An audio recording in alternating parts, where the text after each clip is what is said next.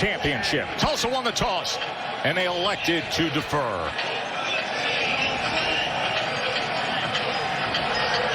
Ray Tucker had a 97-yard kickoff return for a touchdown against USF as Zach Long gets the night started. And here is Tucker for Cincinnati. And it's a good return, just tripped up was Tucker. Desmond Ridder, 34th start of his college football career. 29 wins framed against only 4 losses. And he has done such a great job here in the second half of this season. Always been a terrific athlete, but having a great understanding and feel from the pocket, and also being very accurate, finding some of those capable weapons that he has on the perimeter, both at tight end and at wide receiver. Winningest quarterback in Cincinnati history. Ridder batted away right in his face was Christian Williams. The senior nickelback Williams, a kid who they thought his football career was going to be over a few years ago when he was diagnosed with a cyst in his spinal column. A good job by him attacking and just hanging in the air as long as he can to get a hand on the football. This Tulsa defense does a great job taking away what you do well. They're built from the inside out with an excellent nose guard and one of the best linebackers in the country. Here's Dokes, and Dokes is stacked up. That strong front of Tulsa with Stevenson and Zaven Collins. Chick-fil-A impact players. There's some good ones, that's for sure. You look at Wiley, the tight end. He is their go-to guy in the passing game. And Dokes, a very powerful runner. The aforementioned Zaven Collins, maybe the best linebacker in America. And Allie Green, they're not afraid to put him on an island. He'll likely be matched up against Wiley a time or two throughout the course of this game. 3rd and 9. Ridder gets it out quickly in cutting route and trying to get extra yardage. Was Young, but he's going to be about 1.5 yards short of that line to gain. Decision early here. Luke Fickell looks as though he's going to play it conservatively, understandably so, on his side of the 50. A nice job there by Tulsa, understanding the line to gain, rallying up to Michael Young and not allowing any yards after catch to force the 3 and out. James Smith on to punt. He was just invited to the Senior Bowl yesterday.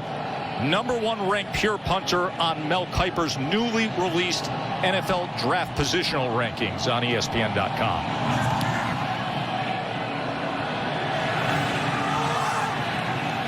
And the fair catch at around the 15-yard line. That defense does their job for Tulsa on the opening drive. And now Zach Smith will come out, the senior, the transfer from Baylor. This is his 2nd full season as Tulsa's starting quarterback. And he has a big arm, very strong in the pocket as well. Good runner, but he is a little streaky. And he is a guy that has battled some issues from a consistency standpoint. He's going up against an outstanding Cincinnati defense. So he's going to have to be at his best. Because you know Cincinnati and that defense, they're thinking, hey, we got to make the quarterback beat us. And if Zach Smith can, so be it. But the senior has a lot of football experience, should play well tonight. Empty set on the first play. Smith, he's going to go downfield against the Bearcats defense.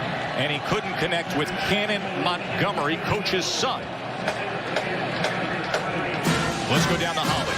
Well, guys, you talk about the good secondary of Cincinnati, and they're getting a huge lift tonight. They thought their safety, James Wiggins, who's by far their best safety, would not be able to play, but he's gone through warm-ups, and he is starting. #1 is out there, despite what they're calling some type of a stress fracture or stress reaction in his leg. Something to keep an eye on. He's outstanding there at strong safety, but they have 3 safeties. Both Hicks and Forrest can go as well. Here's Taylor now, and a good run for a first down for Corey Taylor. He's been banged up with nagging injuries in his career. This year dealing with a foot injury as well. Over 1,800 career rushing yards for Taylor. And a good one there. Tulsa wants to run the football. They have a really big offensive line. They want to lean on that defensive line for Cincinnati. Low snap. Smith has to get it off the ground. And a little bit of pressure, but gets the completion to J.C. Santana. Ball comes out at the end, and Sleep Stokes jumps on it. First down, Tulsa. 18-yard gain there. Beautiful movement in the pocket there from Zach Smith. Slid just a little bit to the left, bought just the tiniest bit of time, and threw a strike across the middle. Good start from the Tulsa quarterback. Taylor, this time, nowhere to go. He was wrapped up right away. Ethan Tuckey was the first to get in on him. I really like Ethan Tuckey. He's a versatile defender. They'll line him up at the end of the line of scrimmage as well. And you go back to that throw. Look at the movement there. Pocket not clean, but Zach Smith, the senior quarterback, unaffected, stayed very poised, kept that passing posture, and threw an accurate strike for the first down. Look at the rain coming down here for this championship game. Three-man rush on 2nd and 11. Quickly to the outside, and taken down right away was Santana, as he had Kobe Bryant right on him. Kobe Bryant, defensive back, who coaches will tell you first in the building every single day. Hard worker. That's the next one, secondary. Kobe Bryant, Maude Gardner, the aforementioned Wiggins. And like I said, Hicks and Forrest. It's a group that will play on a lot of islands. They love man coverage, and Tulsa's going to have to beat it. So they'll go to some stacks and bunches, which they're going to have right here at the top of your screen. Man coverage across the board. 3rd down and 7. That's the top-rated defense in the American Conference. Smith to midfield, and fighting for extra yardage is Josh Johnson. Another Tulsa first down. Now, Greg, the rap on Tulsa is that this offense gets off to slow starts. They have scored just a total of 12 first-quarter points on the season. Smith intercepted. Jarrell White comes up with the pick.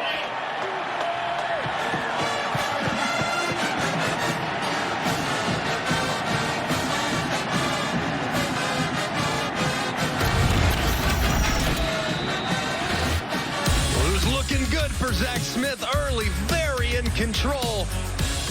But if you slip up against Cincinnati, they will make you pay. Reception and being disciplined. They tried to fake a little tunnel screen, and they tried to go with this, but they weren't fooled defensively. As Jarrell White, eyes were in the backfield the entire time. He read right out underneath Stokes, who they were trying to hit, and a great job of reading the quarterback's eyes, and boom! That just hit the rim. Did that go in? He might have missed that, but either way, it's a heck of a play by White. Confusion here up front.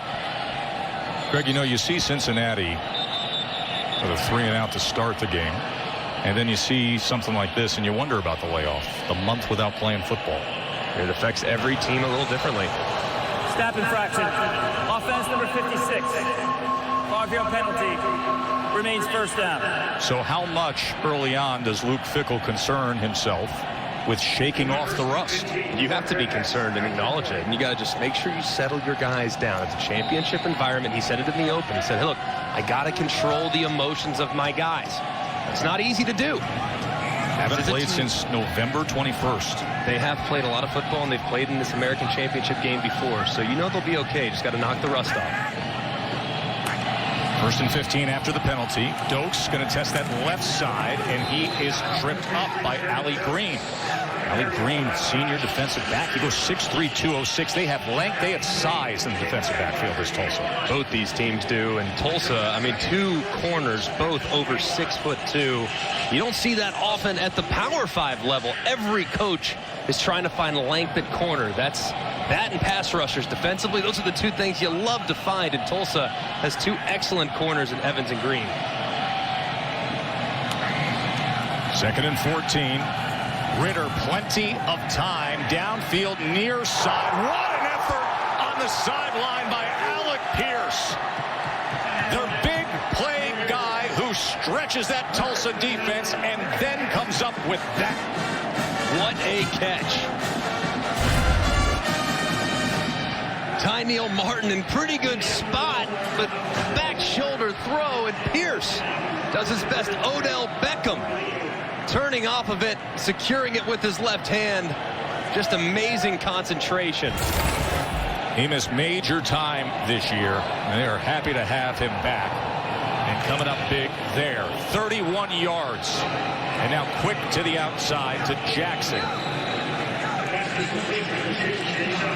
Deshaun Jackson with a 6-yard catch. He leads the team in receiving yards.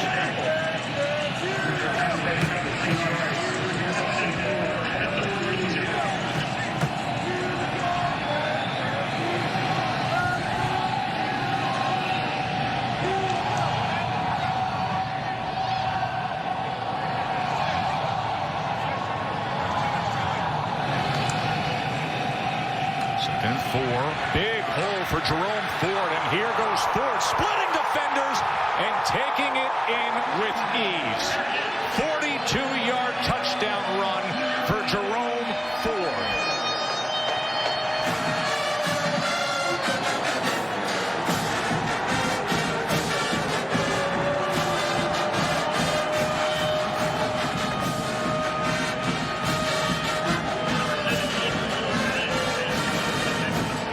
Transfer from Alabama, got a waiver to play, gives him a good 1-2 punch with the big Dokes, and you saw that burst when he had the opening, and he goes 42 yards, his 7th rushing touchdown of the season. Well, I guess they shook off the rust, didn't they?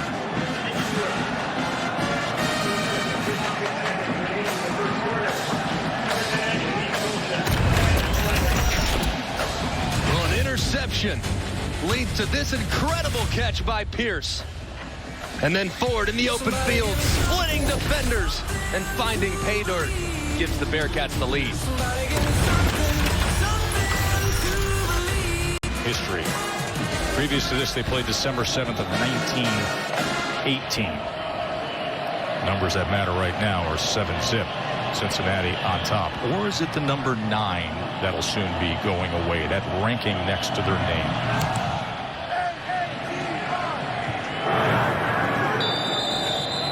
Let's go to the studio, and Kevin.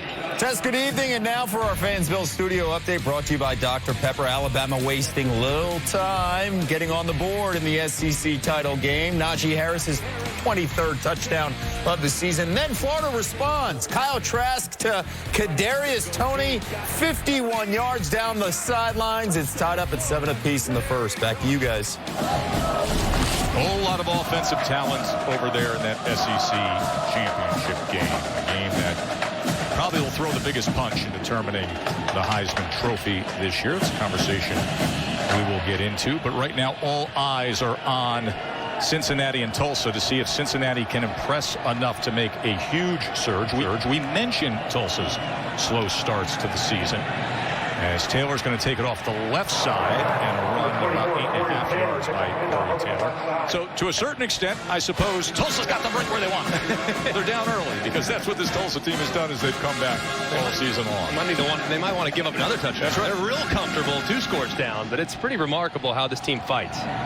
Taylor again as he plows ahead for a first down. Remember the exclusive reveal of the college football playoff matchup, the Rose Bowl, the All-State Sugar Bowl. That is coming your way tomorrow. Reese and the guys will have the big reveal, the final top 25 rankings, a 4-hour special. It starts at noon Eastern after Sunday NFL Countdown on ESPN. You have a busy day of work tomorrow, don't you? I'm excited. My favorite day of the year. Corey Taylor nowhere to go this time. Malik Van with the tackle for a loss, as he says, no, sir. This Tulsa team is going to have to be really good on 1st and 2nd down running the football. This is a Cincinnati group that likes to apply pressure, that makes life really difficult.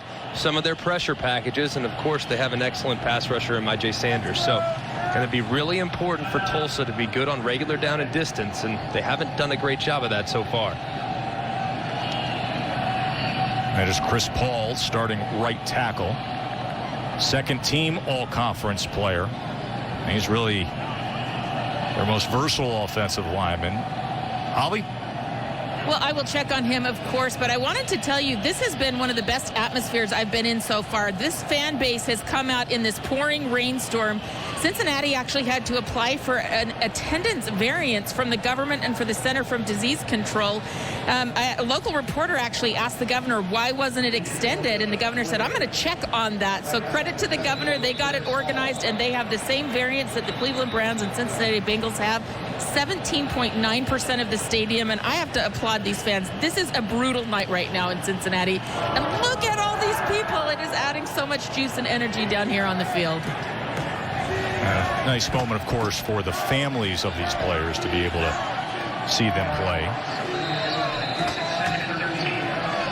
After that loss of 2, 2nd and 12 here. Zach Smith looks over. 6-1 team. Lone loss was opening week against Oklahoma State, a team they played so tough. Smith, pressure coming on him as he tried to connect on the shallow cross to Prince, but it's incomplete. You know, we mentioned that Oklahoma State team. You know, Zach Smith himself and many on this team were COVID quarantined and did not return to play until the Tuesday before that season opener against Oklahoma State. That certainly would have a massive impact on your ability to be competitive, but they certainly were. That's check out the AT&T 5G Skycast on ESPN3 and the ESPN app. The Skycam getting a little wet tonight here in Cincinnati. Only 40 degrees, a rainy night, a 3rd and 13 for Tulsa, Greg. And with Cincinnati, they play a lot of man coverage, and in order to kind of make life difficult on that man defense, you get to these bunches right here down at the bottom. Smith, a good strike for a first down as he goes to J.C. Santana. Good job there by J.C. Santana going down and securing that. It was really close. Ball was nose down coming out of Zach Smith's hands, but I believe the junior wide receiver, the speedster, got underneath it. Smith 4 of 7 for 43 yards to start his evening. Corey Taylor, and Taylor driven back, and getting in the mix again is the cornerback, Ahmad Gardner. He is always active here at line scrimmage. With how they structure their defense, they have 3 defensive linemen, and they have their 2 linebackers that are lined up inside of those defensive ends, which requires both safeties and corners to be very involved in the run game. Most of those corners don't like that contact, Joe. Gardner's all about it. Go in there and fill when he gets a chance. 2nd and 8, quick strike to the outside. Flag is down as he goes to Josh Johnson. Prior to the snap, false start. Offense number 5. 5-yard penalty. Remains 2nd down. That was Santana, the wideout.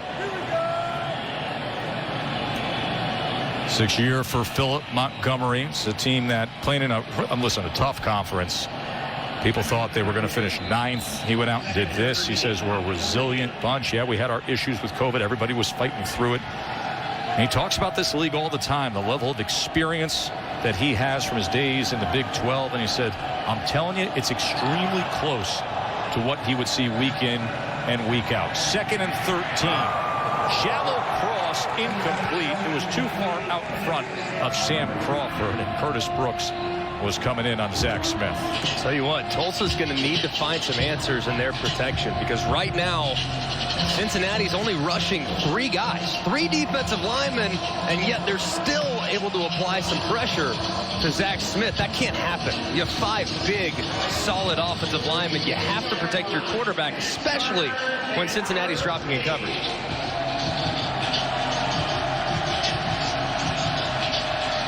3rd and 13. See if they can protect Smith here.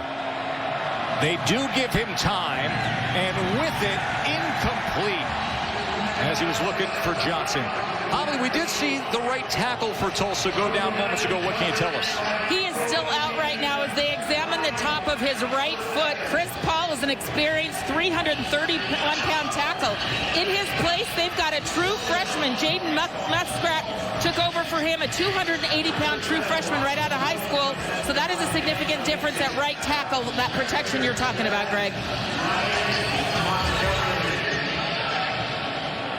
Lachlan Wilson went from playing Australian rules football for Helderberg Football Club to punting here in Cincinnati. Looking to pin inside the 10, and it just checks up, but inside the end zone. Well, the big story, of course, when it comes to this conference and when it comes nationally to the reaction we saw with the college football playoff rankings was where Cincinnati was as they dropped down without playing to number 9. The commissioner, Mike Oresco, said, I never thought I'd say this, but bring back the BCS. Bring back the BCS, he says. Greg McElroy. He says this is the 7th year of the college football playoff. And it does appear the deck is stacked against us and against the other group of 5 teams. He's completely right. Committee's rankings on Tuesday, difficult time agreeing with that. Ritter pulls it, keeps it, and then slides down. Well, things changed this afternoon, though, because we didn't have a competitive game in the ACC. Notre Dame got blasted by Clemson, so there's some out there saying, we'll see what Cincinnati does tonight. Well, it's wrong, though. We see a Florida team lose as a 23.5-point favorite to LSU. They drop 1 spot. Cincinnati, they haven't played, and yet they've been penalized and have dropped 3 spots over the last few weeks. And it really is unjustifiable because the Cincinnati team has dominated everybody they've played, and yet they still are not being given the credit they deserve. A lot of finger pointing as Cullen Wick came charging out on Ritter. Snap infraction. Offense number 56. 5-yard penalty. Remains second down. And part of the problem, we look at the college football rankings presented by AT&T 5G. Part of the problem is I feel like the committee is ranking teams not based on what they've accomplished, but based on what we think they are. Brand names. Brand names. Teams that Profile. are 6-0. Ohio State last week at 5-0. They hadn't done a whole lot to justify being at number 4, 5 spots away from Cincinnati. So they're obviously in the playoff, but the 5-spot gap's way too much. Good read that time by Ritter as they ran speed option. Ritter kept it. Finally was tackled by the All-America linebacker, Zaven Collins.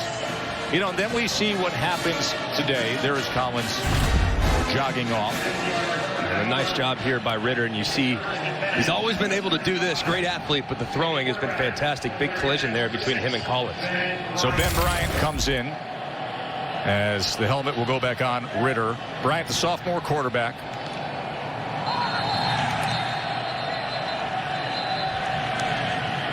We've seen plenty of this early on, haven't we?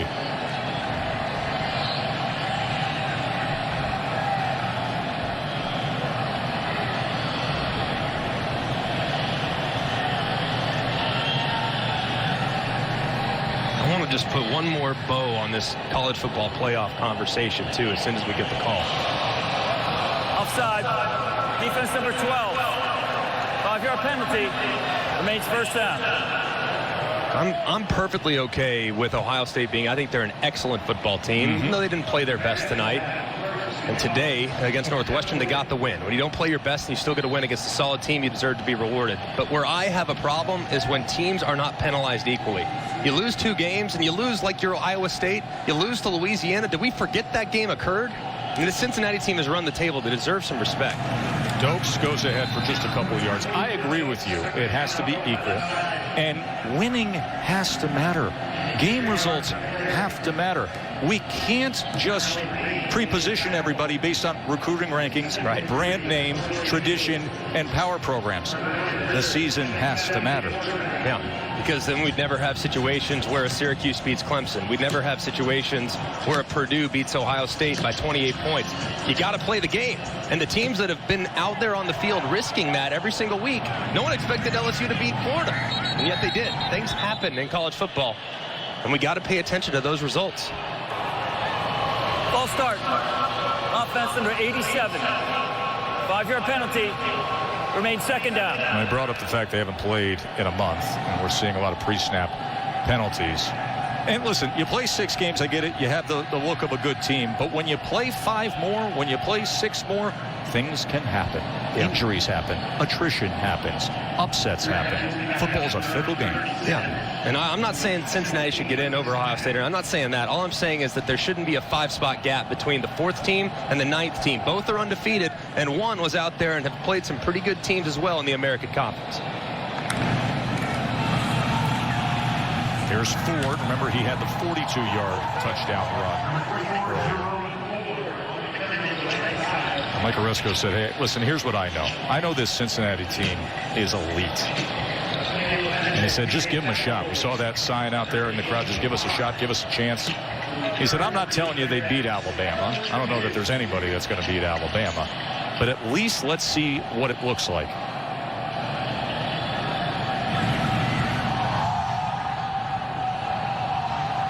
Third down and 3. Ritter looking over his options and then quickly gets it to midfield to his big tight end Taylor. Great job by Ritter, moving in the pocket and keeping his eyes downfield as he challenged the line of scrimmage. I think the Tulsa defense thought he was about to run the football, try to pick it up with his legs, and outside of that left eye, that peripheral vision, he's able to find his tight end there, Leonard Taylor, for the 1st and 10. Could have got to him a little earlier, though. He might have had a bigger play. They go with the jet motion here. Trey Tucker trying to find a block in front, but he's run down the line that time by Martin and Williams. So far, Tulsa, for the most part, has been pretty sound. They obviously gave up the big run to Ford, but done a pretty good job tackling in space. And given the layoff that these teams have had, there have been some pre-snap penalties, but usually the first thing to go on the defense side of the football is you can't tackle. Both these teams have been pretty physical so far, at least here in the first 15 minutes.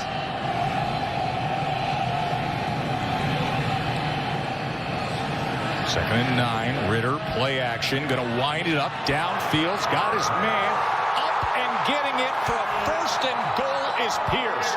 He has had himself a big first quarter. Alec Pierce, the big-bodied receiver, high points that for 45 yards over Allie Green.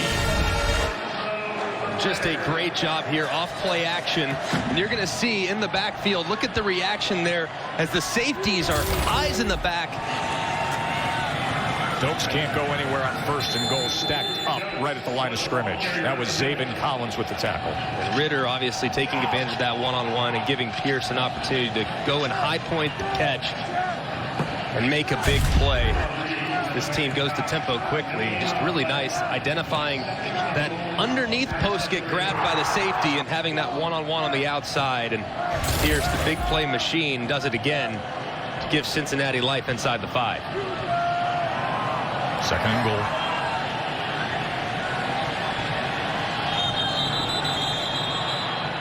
So they went with the offset formation with Dokes lined up behind center there. Offense number 58. 5-yard penalty. Remains 2nd down. 4th penalty against Cincinnati. A spot that you just can't have it happen, too. You're knocking on the door. 2nd and goal inside the 4. Now, obviously, you make life a lot more difficult for your offense. 9th play of the drive. There's big Zaven Collins, All-America linebacker. Unanimous pick as the American Conference Defensive Player of the Year.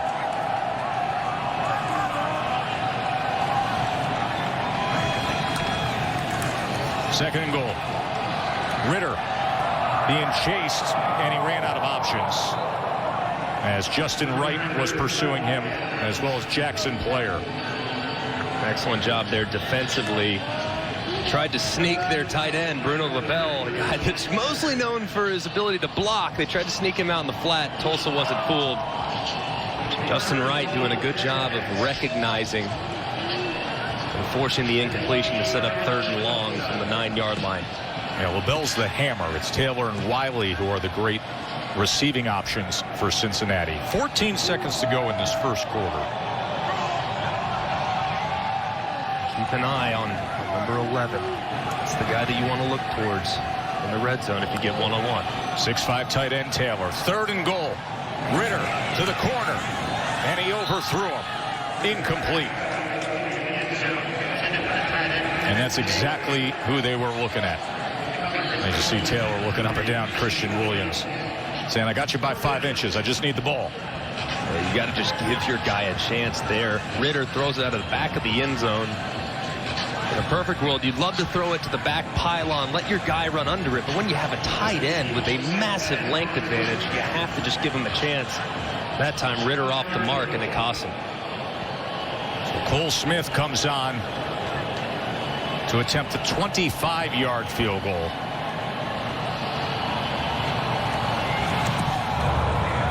And he puts it through.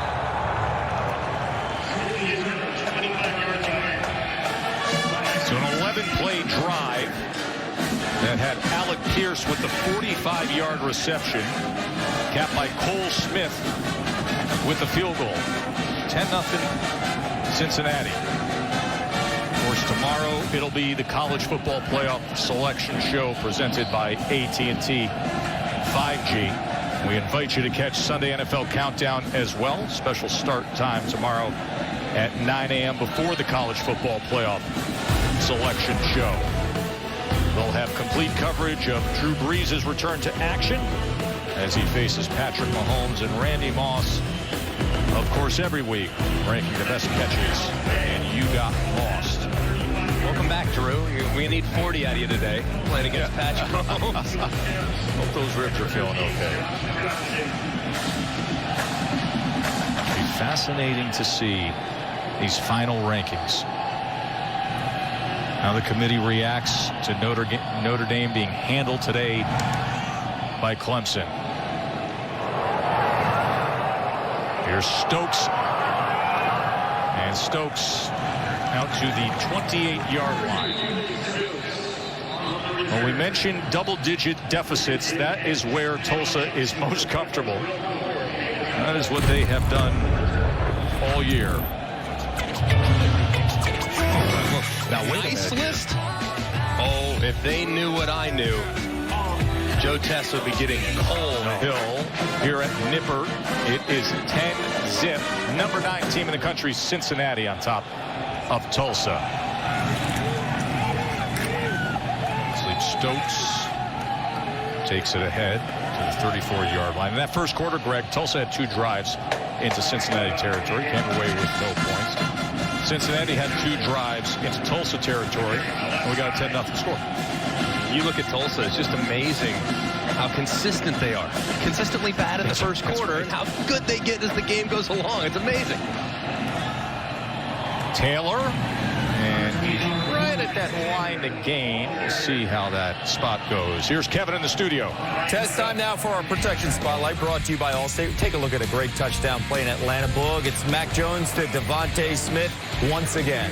And Devontae Smith may be running toward the Heisman Trophy in a year where no quarterbacks are shining. McElroy handed to the receiver.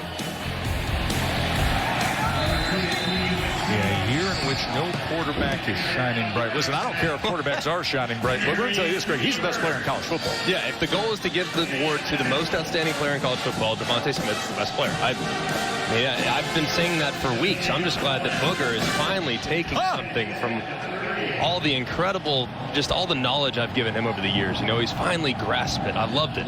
It's just wonderful to hear. Hop on the bandwagon, Boog. Let's go. 2nd and 10. Taylor. Big hole, and he kept his balance and then gives a little more out to midfield. All right, let's talk about the Heisman just a bit. You and I have to fill out the ballot tomorrow and get that thing in. Listen, I think this is a year where you should really take a good look around. I love what Jarrett Patterson did up there in Buffalo. Yeah, he had 1,000 yards in 5 games. I mean, I think all these guys are in a weird year, deserve some consideration.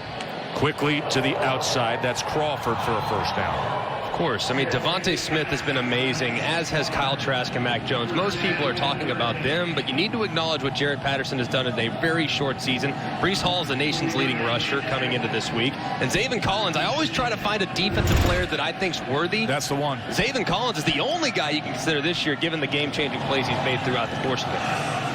Taylor, another good run against this very stout Cincinnati defense. Keep in mind, it's the #1 rushing defense in the American Conference. They only give up 112 yards on the ground per game. That is not a good sign.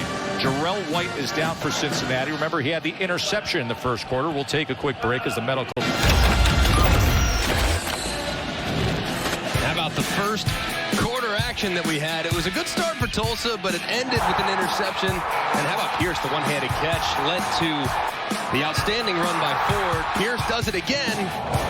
And they take a couple steps back and settle for 3, but it's been all Cincinnati here in the early going. But Tulsa on the move now, starting to really get that offensive line going and that run game going a little bit. Well, it's the third drive in the Cincinnati territory, but still no points to show for it. Prince straight ahead on second. So that'll move the chains.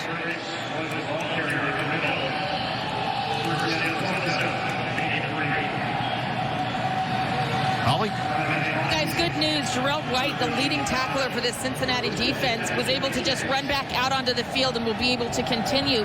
And it's important because James Wiggins, their leading safety, who is starting this game, is not able to continue. He had that issue in his leg. He cannot play the rest of this game. He's the star of that well-balanced defensive backfield. Prince on first down. Nowhere to go there. And it is White who just came back into the game with the tackle. Taylor, slow to get up. Back up, defensive tackle. Luke Fickell's 4th year at Cincinnati. Greg, what he has done here with this program, back-to-back 11-win seasons, and now sitting here trying to stay undefeated and win an American championship. Yeah, he's been outstanding. Has such a good feel for the area. Obviously, so familiar with Ohio and has built an extremely consistent program.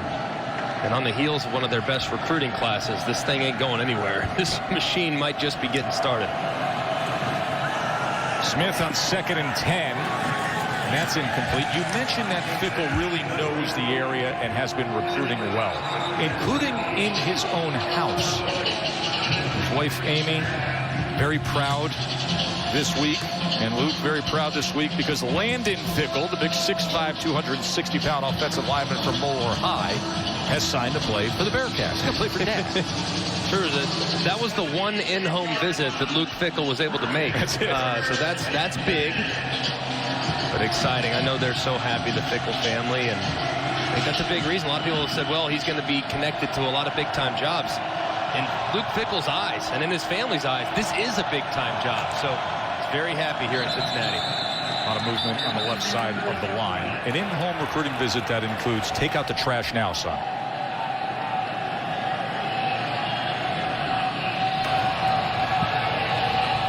Prior to the penalty, first charge timeout for Tulsa.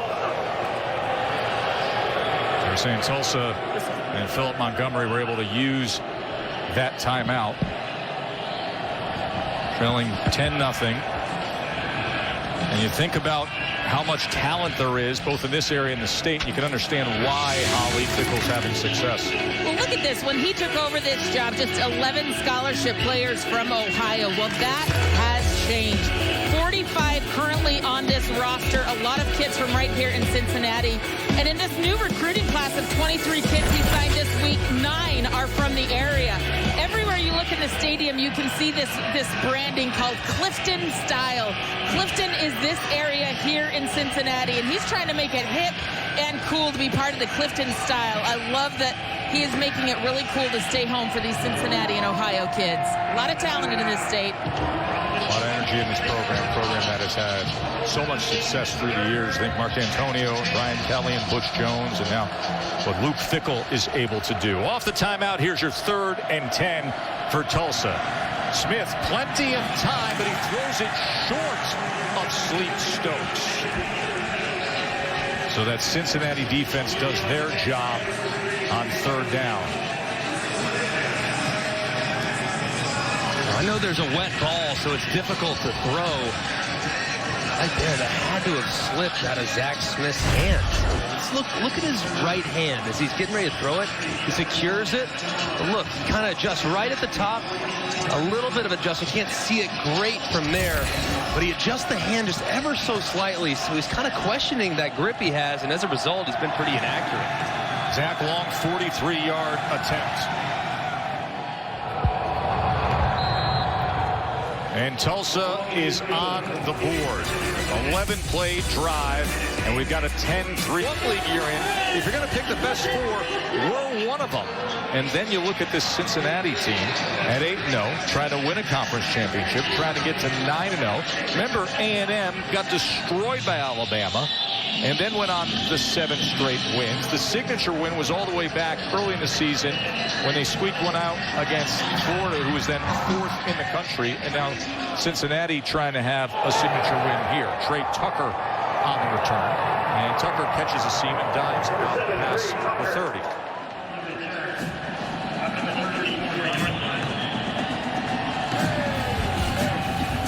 Monday Night Football. Ben Roethlisberger and the Steelers taking on the Bengals right down the hill here in Cincinnati. 8 Eastern, 5 Pacific on ESPN, and coverage, of course, begins with Monday Night Countdown at 6. You spent a year of your life here as a pro football player. I did. I love this city. I really do. I love Skyline Chili, and I love just all the many things. La Rosa's Pizza. I love Cincinnati. I think it's a great town. Jerome Ford stacked up, driven back. That was big Jackson player. 6 foot, 290-pound guy. You think of that body type, and then you watch player play, and this is a guy who's very disruptive, very active. He is. Him and Tyrese Stevenson both jump out when you watch him. This is an active front. And if you look at player, I mean, you could make a pretty strong argument that he single-handedly took over the Navy game and won it. I mean, he was that good that night. So we have an excellent front with a couple very capable guys. He was the conference defensive player of the week. 2nd and 9 and incomplete, trying to connect with Michael Young, the grad transfer from Notre Dame. So far here, both quarterbacks just a little bit erratic. Zach Smith a little more so than Desmond Ridder. It's obvious that it's wet. The ball is wet. They're doing the best they can to make sure a dry ball stays in there, but the ball just a little bit loose coming off both quarterbacks' hands, and as a result, uncharacteristically inaccurate here so far in the first 20 minutes of this game. There's the quarterback comparison. Cincinnati 1 of 3 on 3rd down. A 3rd and 9 here. Pressure. Ridder, ball is out, and Tulsa has it. Laying right on the ground was Jackson player, and the ball was like a magnet to him.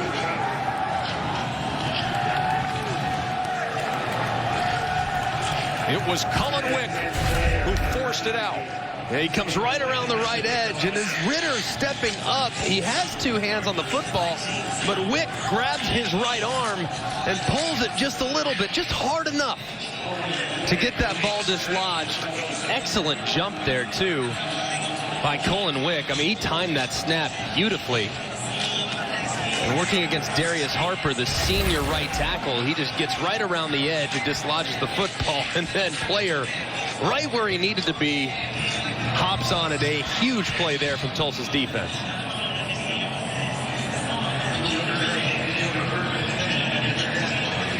First Cincinnati turnover. Tackle for loss for Tulsa, and now it puts them in prime position here. Take over at the 28-yard line. Taylor, as he gets down to the 24-yard line, tackled that time by Cook. What did we say earlier? They want to be down by double digits. It's where they feel comfortable. It's amazing. Something about having your back against the wall brings out the best in this team. Taylor again, and that will move the chains. First down for Tulsa. They're running the ball pretty well. I mean, for the most part, this is an excellent defense that they're going against. They now are up to 70 rushing yards, and Taylor is averaging over 5.5 yards a carry. Told you, #1 rush defense in the American is Cincinnati, and yet they are committed to the run. Smith quickly to the outside, and Hall with a spin move as he works his way inside the 15. 3 yards there. They're going to need to be able to run the football, because so far the ball is just way off the mark for Zach Smith. Wet ball, and right here you can see it really slip out of his hands there as a duck comes quacking. And it happens. It's difficult to throw in these conditions. They need the running game to take some pressure off their quarterback. 2nd and 7. Taylor trying to find something there. Holly. We did ask Zach Smith, knowing that it would be wet this weekend, how he had prepared for this game. And he said, you know, we had a wet football almost all practice this week because they got a ton of snow in Tulsa. So he felt like he was prepared for this moment. You do see him put his hands in that muff and try to keep him dry in between plays. 3rd and 3, and Taylor in for the score. Down 10-zip to an extra point away from tying up undefeated Cincinnati. So they cash in off the turnover. Cullen Wick forced it out. Player recovered it. And then a steady diet of Corey Taylor. Thing of beauty there from Tulsa on the ground. Started to impose their will along the line of scrimmage.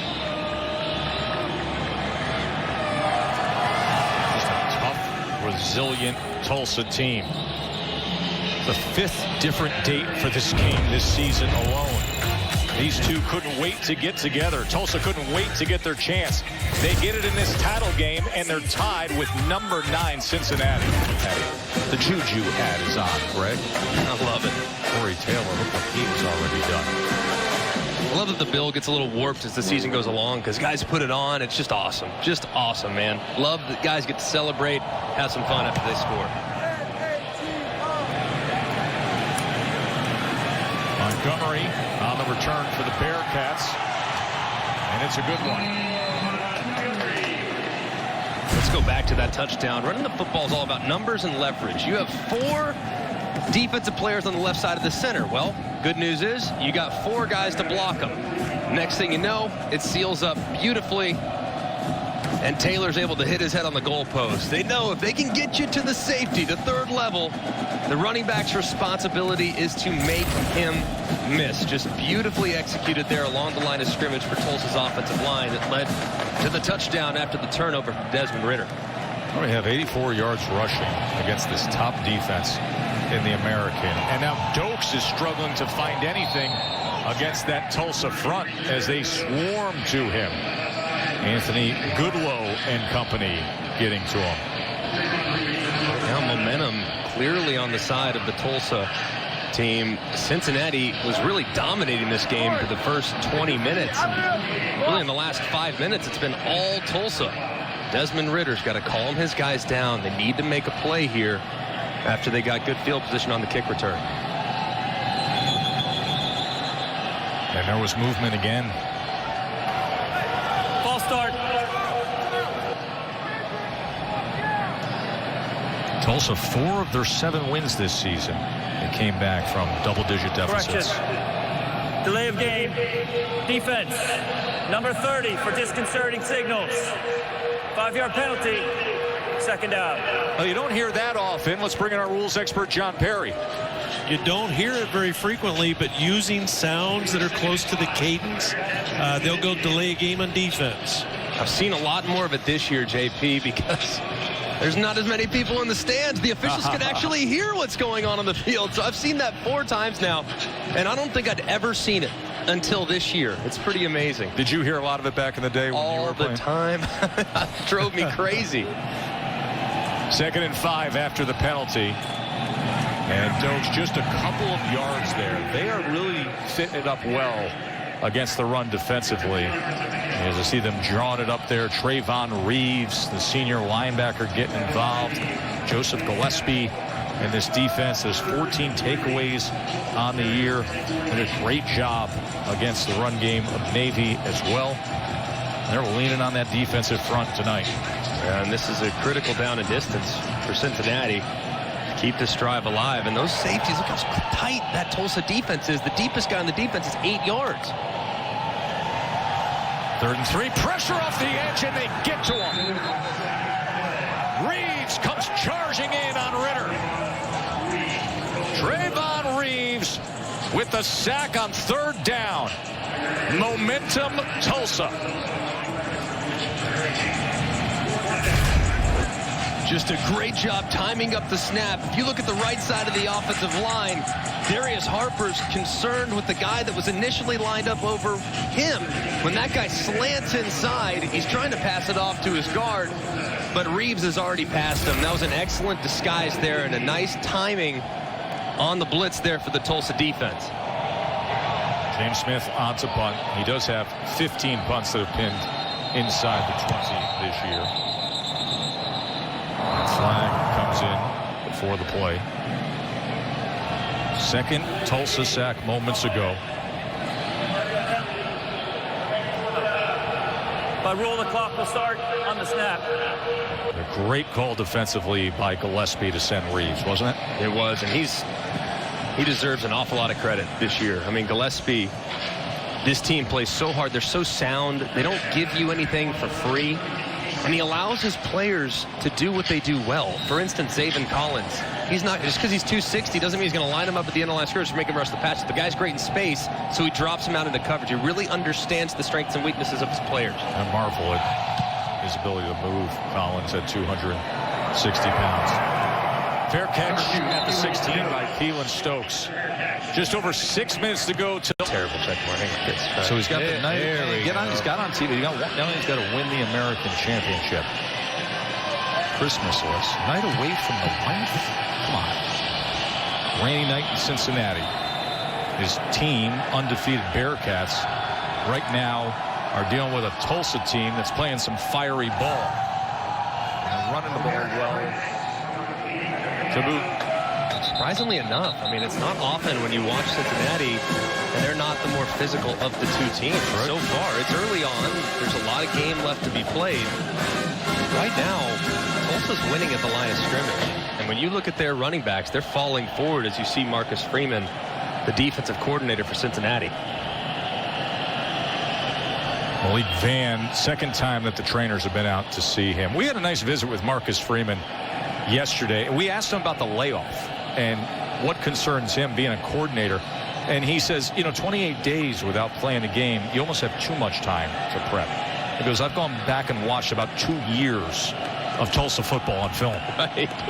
And sometimes in talking to both him and Mike Denbrock, the offensive coordinator, said you can kind of have some paralysis by analysis. You almost have too much stuff. So they spent really the last 48 hours actually taking stuff out because they were over-analyzing every possible angle of their plan. I don't think it's had a huge impact on their players. They've played fast, but right now, Tulsa's been the team that's certainly been more physical, and their championship games are often decided at the line of scrimmage, and right now they're the one that's winning it. Holly, Freeman and Fickle make a good combination when it comes to defensive wizards, don't they?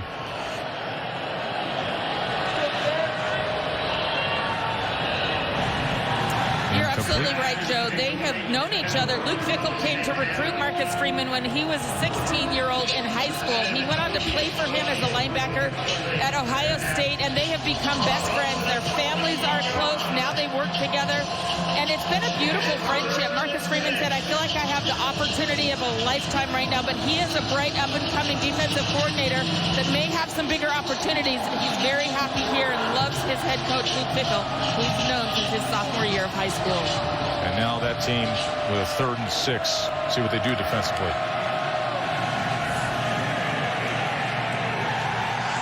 Get off the field is what they do as they brought pressure against Zach Smith with Jarrell White.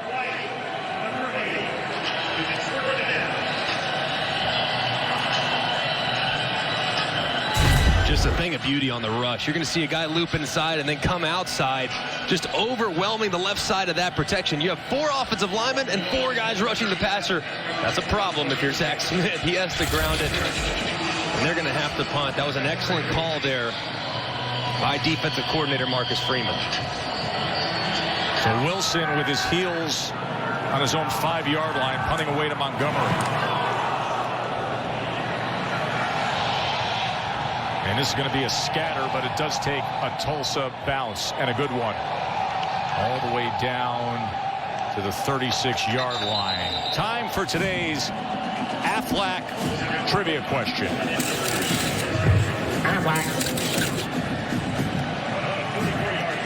Tulsa, 3,269 students, smallest enrollment of any FBS school.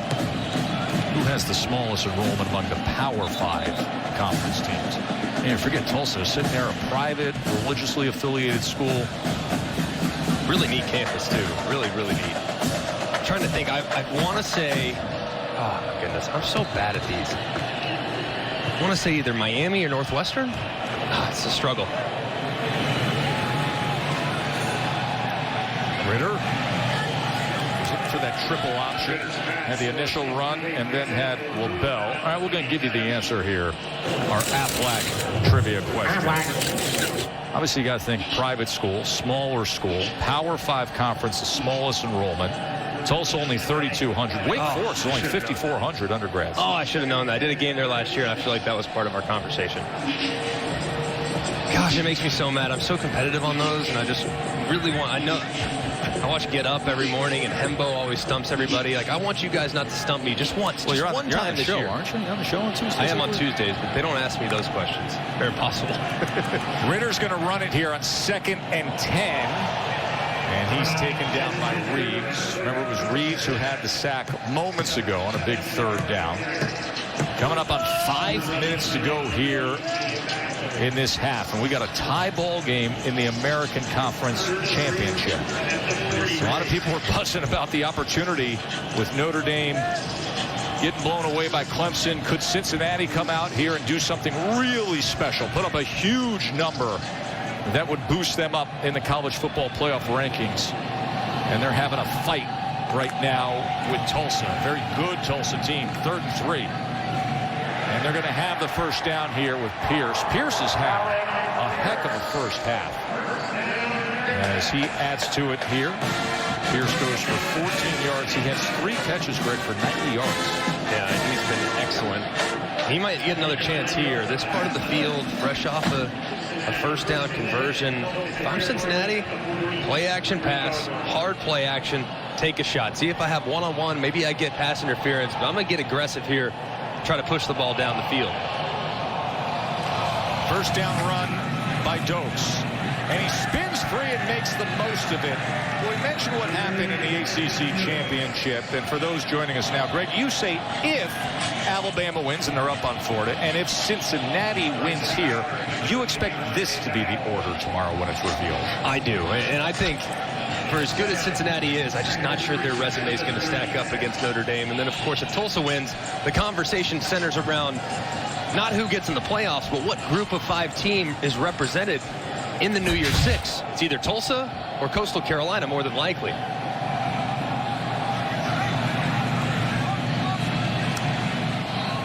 and 3. Ritter, plenty of time to the end zone. Touchdown, Pierce. He's over 100 yards and then has that score. 36-yard touchdown catch, Alec Pierce, as he gets past Allie Green.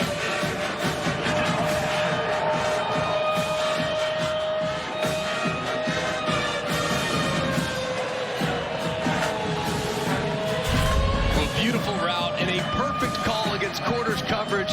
You look at Taylor, number 11. He grabs the safety. You got the post over the top. Desmond Ritter throws a strike to Pierce, who's had a huge first half.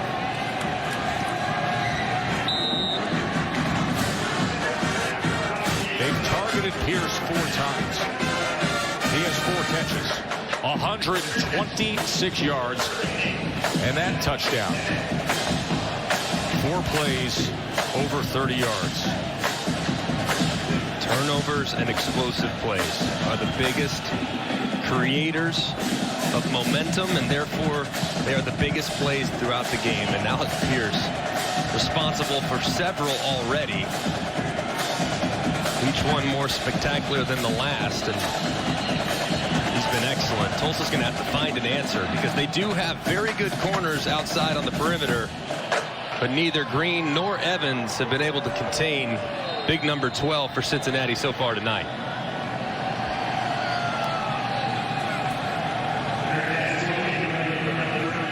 Ten zip. Tulsa came back, tied it up, and then Pierce did his thing.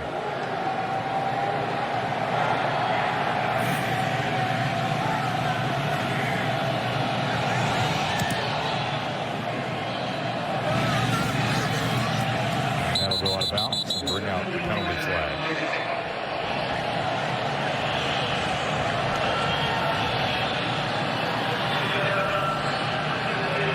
Tulsa has elected to take the ball to the 35-yard line.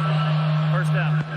So Ritter 149 yards passing, and Holly, that touchdown, he can spin it a little bit. Well, he can spin it for a good reason. He grew up in his grandmother Jan's house, and Jan is actually the one who took him out into the yard and taught him how to throw a spiral. She said, I've been watching football my whole life with my 92-year-old father, who is watching tonight from Urbana, Ohio. And she said, I just feel like the last finger on the ball has to be the index finger. And I followed up with Desmond. He said, Grandma taught me, that's how I throw it, and his spiral looks pretty good. How about Grandma with the X and O instruction for this quarterback in Cincinnati? She did a heck of a job. I mean, because the index finger is the last one to leave it. That ball just turns over beautifully. Well coached is Desmond Ritter. Corey Taylor has had a big first half himself. Flag is down. You know, Tulsa lost their star running back Shamari Brook to a torn ACL before the season opener. After the play was over, personal foul, unnecessary roughness, offense number 73. 15-yard penalty, the down counts, it's second down. That'll back him up. And Shamari was a 2,000-yard career guy, Greg, so it's been a little bit of a running back by committee situation for this offense. Yeah, and it's obviously worked out very well. Feel terrible for Shamari and hope he makes a quick and full recovery, but he was supposed to be their bell cow, and this team, like it has all year, they just continue to respond to adversity. You lose one of your best offensive weapons in his senior year. It's a gut punch for everybody. And they haven't done it with just one guy. They've obviously gone with the committee approach like you alluded to, and Prince and Taylor and Wilkerson, who's unavailable tonight. They've done an excellent job creating a three-headed monster there in the backfield for Tulsa. There's Wilkerson there.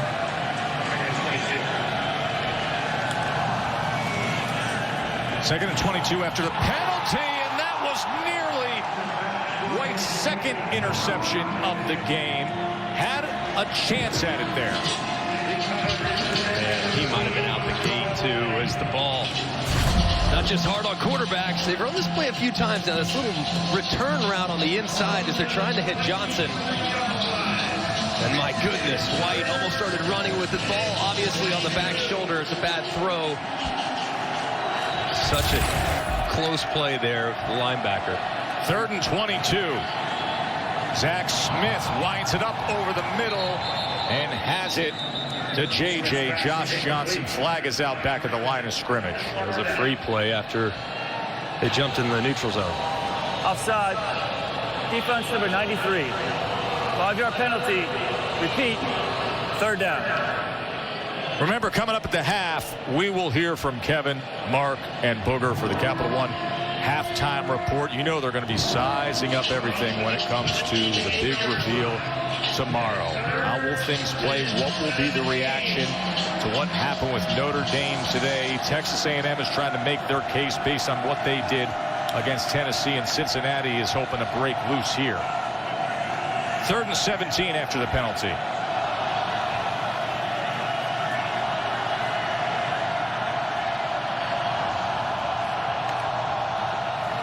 Four-man rush against Smith. Gets by Sanders. Sanders now trying to track him down again. And it's short and incomplete of Keelan Sleep Stokes. Great rush there by Sanders. And I remember doing the American Conference Championship game last year and watching that young man and thinking, boy, this guy's got NFL written all over him. He's long, he's athletic, he can time the snap count. I think he's probably one of the more underlooked players in the country. Find a guy with that kind of length and that kind of juice off the edge. The guy is going to be playing, I think, for quite a while on Sundays if given the opportunity. Here's what else I like about him. You talk to the coaches of Cincinnati, they say hardest worker on the field in practice, and then it shows up in the games with productivity. Fair catch at the 30-yard line by Ryan Montgomery.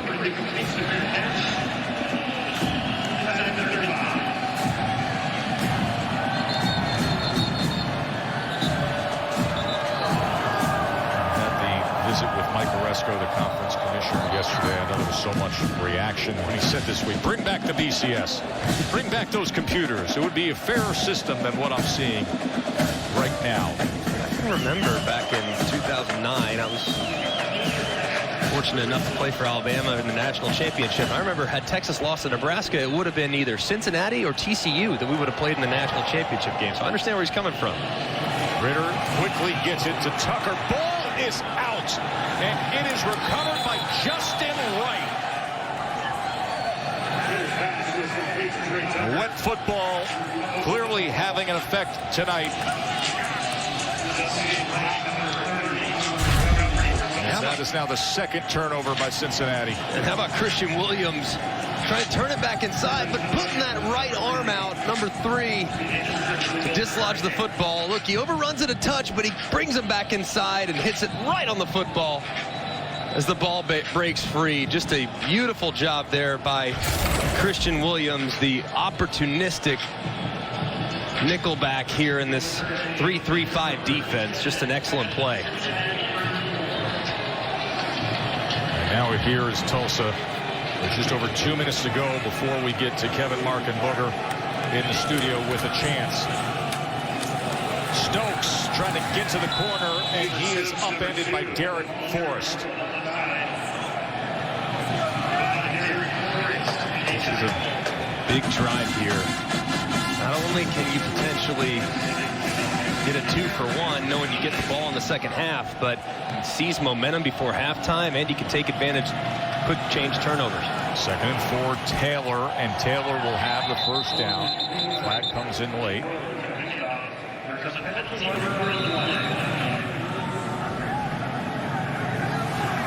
It's going to be a hands in the face defensively by number 93, Elijah Ponder. The hands got up there, and it is chippy on the field tonight for the AAC championship. You see right there.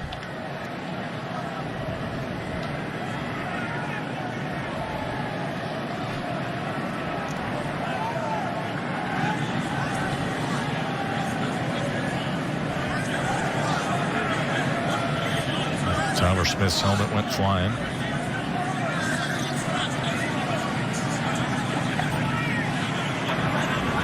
Personal foul. Illegal hands to the face. Defense number 93. Half the distance to the goal. Automatic first down. We'll tag Elijah Ponder with that. Clock will start on the snap. I'm telling you, if you just watch the trenches and watch the body language of the Tulsa offensive line and the body language of the defensive line for Cincinnati, there's the penalty. See the hands there up into the chin of Tyler Smith, the left tackle, and the helmet getting dislodged. But just look, there's a challenge that's being instituted every single snap by this Tulsa offensive line. I've seen on a few different occasions, especially number 73, Dylan Couch, say, come on, come get it. Full backfield this time, as Taylor can't find much there, just inside the 10. Clock running down, coming up on a minute and a half to go before the Capital One halftime report.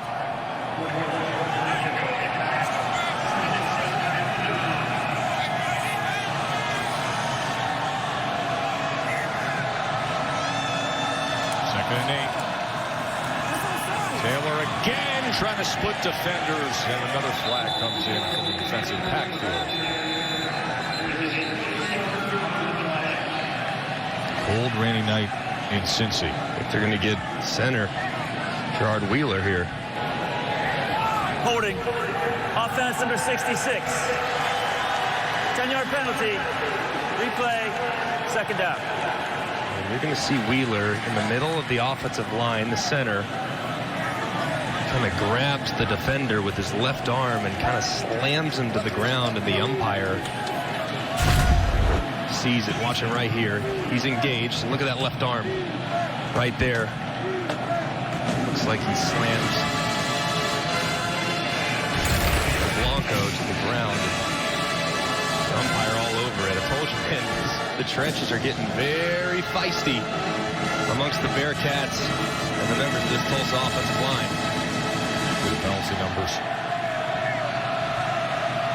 2nd and 18. Smith steps up, batted, and then falls to the ground. It was Darian Beavers with the pass defended there. I'm watching the ball come out of Zach Smith's hand. It's just not coming out very clean. That's not a ridiculously difficult throw. You got to get it over that lower level defender, but he's just not able to layer it. Sometimes with a wet ball, you just have a difficult time finding that touch. He's going to have to make sure that they get those balls nice and dry at halftime so he can get a little bit more efficient in the passing game.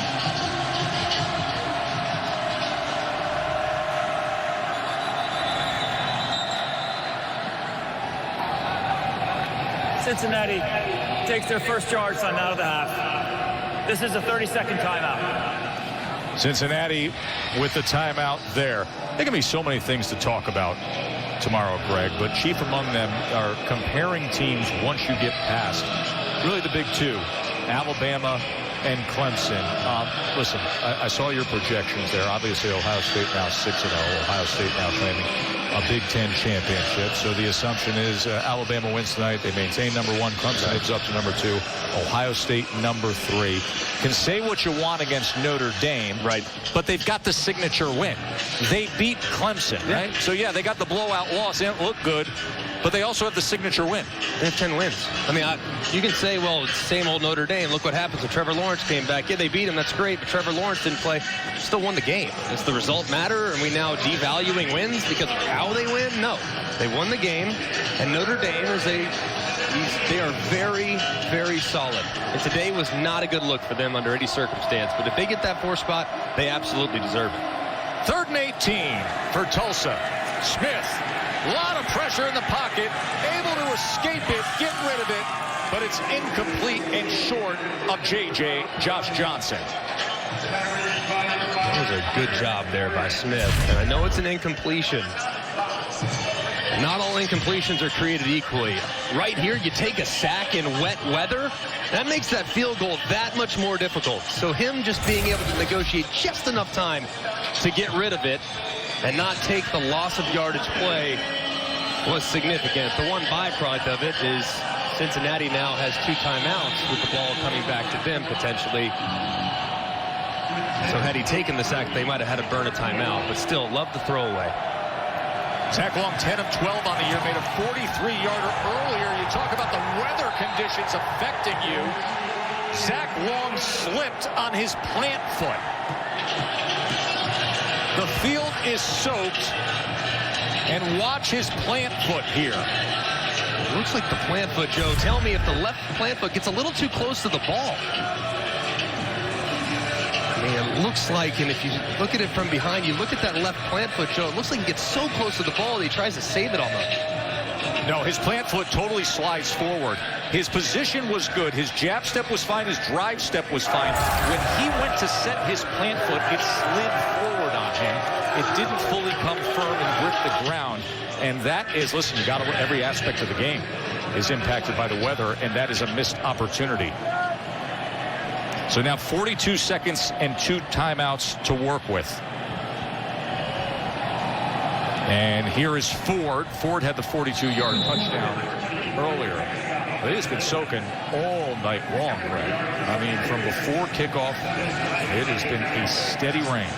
And it's been really difficult to be consistent in the passing game, at least for Tulsa.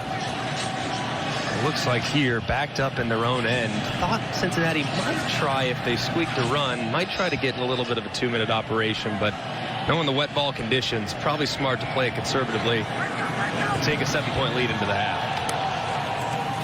That is exactly what they will do. Well, the weather playing a factor in terms of what we are seeing tonight. Cincinnati has led at the end of the half every game this season.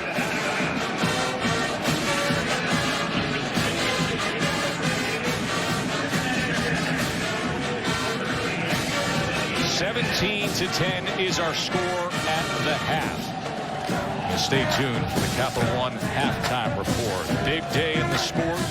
They'll get you squared away with everything heading into the college football playoff rankings reveal after this message and on ESPN. It was 10-zip early on Cincinnati. started to find a way, getting some turnovers, finding some momentum with the run game, Greg McElroy. Right now it's a 7-point margin as we get ready to start this second half.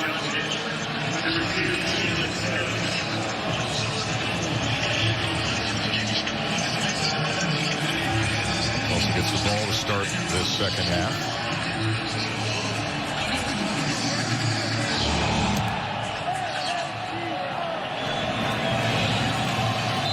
Here's today's Pacific Life game summary.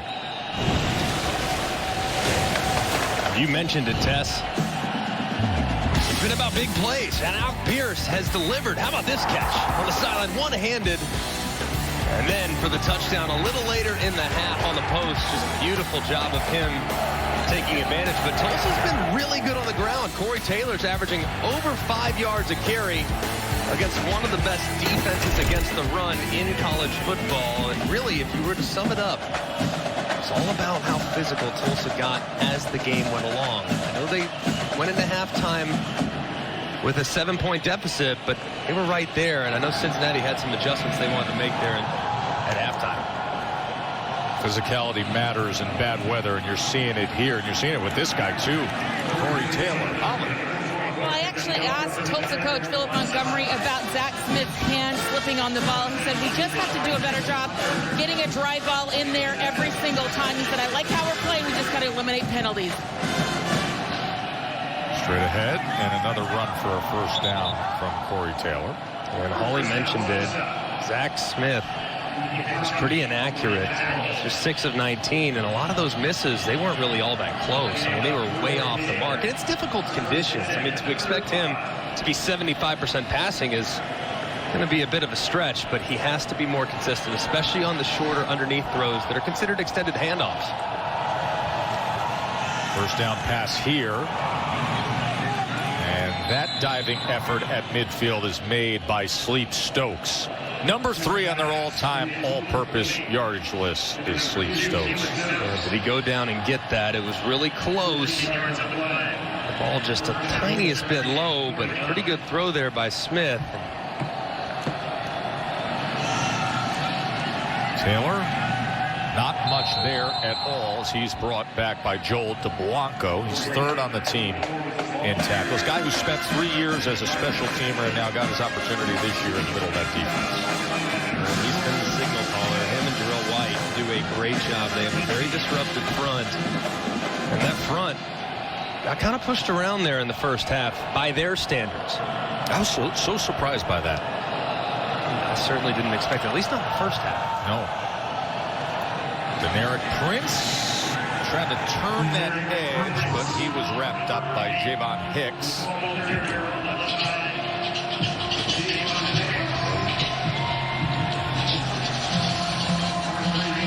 Critical down and distance here for Tulsa. The first drive of the second half. Got to try to make sure that those second half adjustments get pushed in.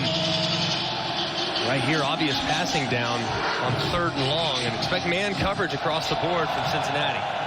3rd down at 7. Cat blitz, and Smith then taken down right in the middle of that pocket.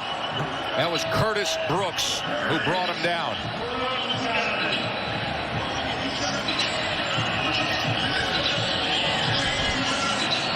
That was a great rush.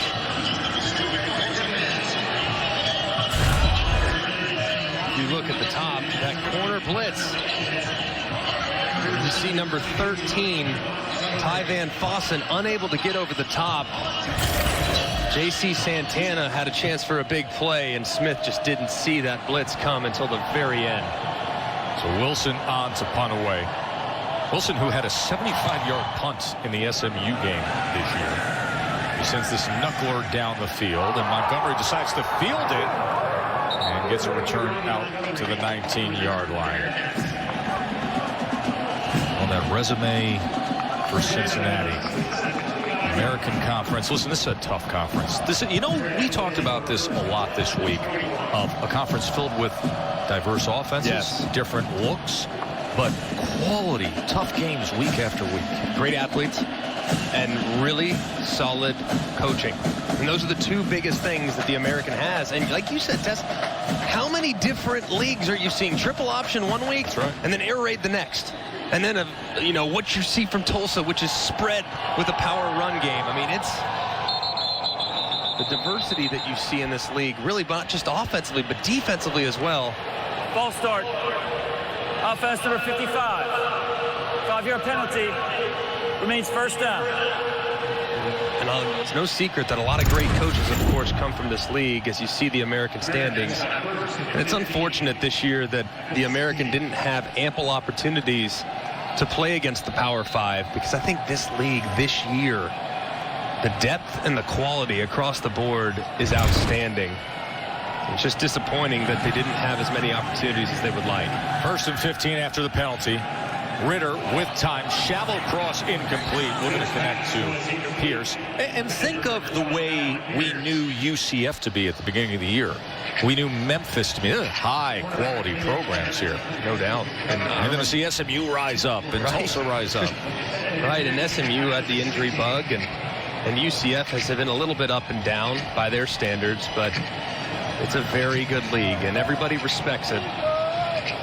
And this year, I just don't feel like the league's gotten the credit it likely deserves.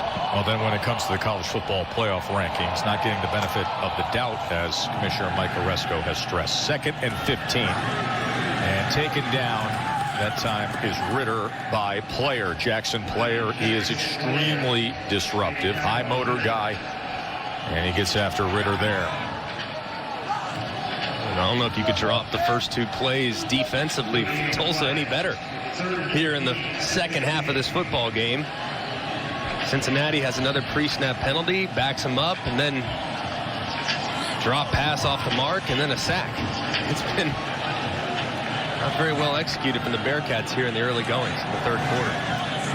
2 of 6 on 3rd down is Cincinnati tonight. Ritter on 3rd and 15. Pressure again, escapes it, extends the play, and downfield he goes, and that is incomplete. Well defensed by Tulsa. David Collins, star linebacker, getting active against Ritter. One of the best in America there, spying the quarterback. If there's one thing that we've learned this year is that Tulsa is a second half team. More specifically, they're a third quarter team. Of course, the first quarter did not go their way this game, but third quarter is when they've made their hay. 6'5" senior punter Smith, the Aussie, the big boot here. It takes a Cincinnati bounce, and then Stokes decides to field it, and he brings it out. Set up good starting field position for Tulsa. Tulsa hunting down an upset and a championship. They're only down a score here in the third quarter against top 10 Cincinnati. Can't wait, man. Big guys coming next week. It really is the most wonderful time of the year. Oh, it sure is. And to spend it with you, my dear friend. That softens it a touch. Ready for play.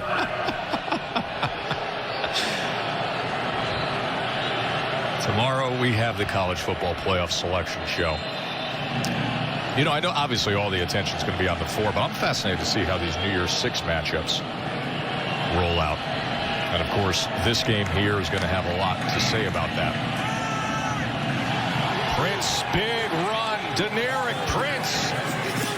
And this Tulsa run game is having a night against the #1 run defense in the conference. 38 yards for Prince there.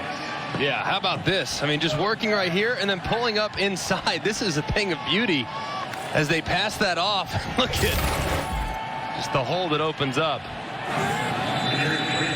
Now he makes it inside the 10-yard line. A gain of 9 yards there. The transfer from Texas A&M. And Jarrell White is down again. And gets up under his own power. And they'll bring him off the field. Our best linebacker. Remember, they are without their starting safety, James Wiggins, who was one of the 12 semifinalists for the Thorpe Award. And now White, who had an interception earlier tonight, is coming off the field. And this is just back to the long run. Just the way they passed that off. There between the tight end and the offensive line, Ethan Hall and the right tackle, Muskrat, just doing a beautiful job of just passing it off and creating a huge opportunity in the run game. 2nd and 1. Why not? Flag is down. As Prince strutted his way in, and they'll walk it Illegal back. substitution.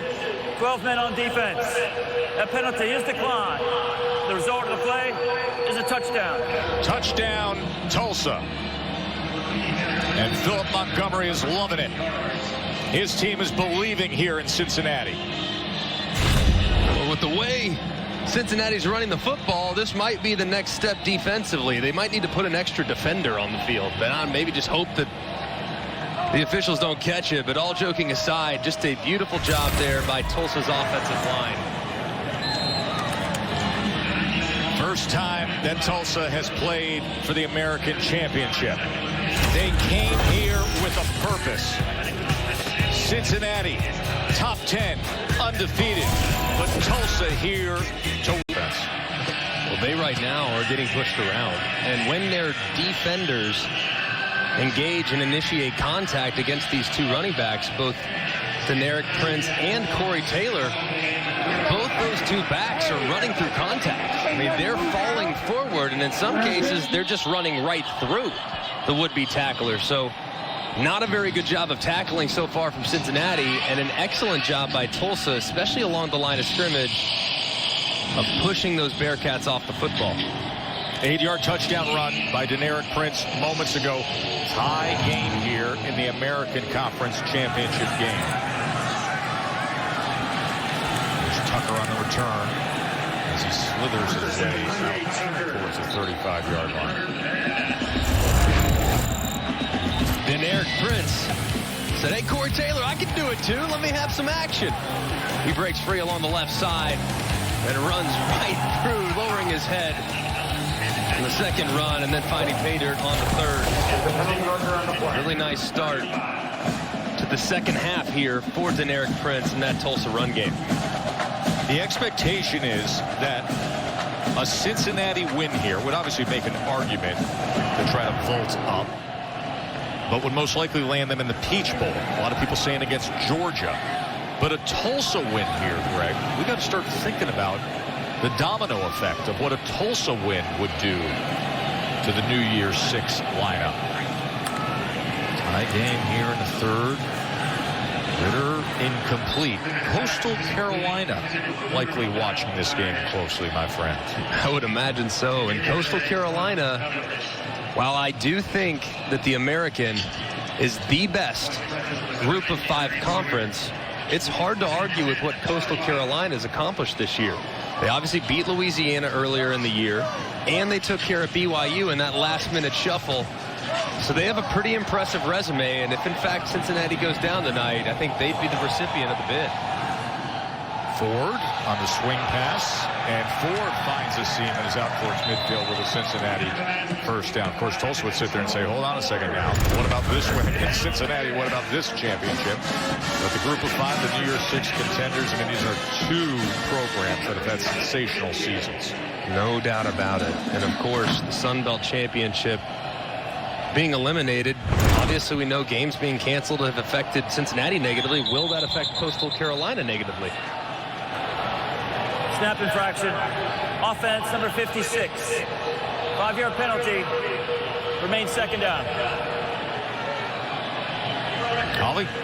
Well, guys, remember, Cincinnati had a 28-day layoff. They haven't played since November 21st. And going into the locker room at halftime, Luke Fickell told me the procedure penalties, the false starts are killing them. They're just not getting a rhythm on offense. They're not getting a push on the offensive line. And whatever's going wrong up front, this is like the 4th or 5th penalty they've had as a false start or a procedural penalty on offense. How these teams have combined for 14 flags tonight. Ford tripped up. That was Justin Wright able to track him. If you look at it, I mean,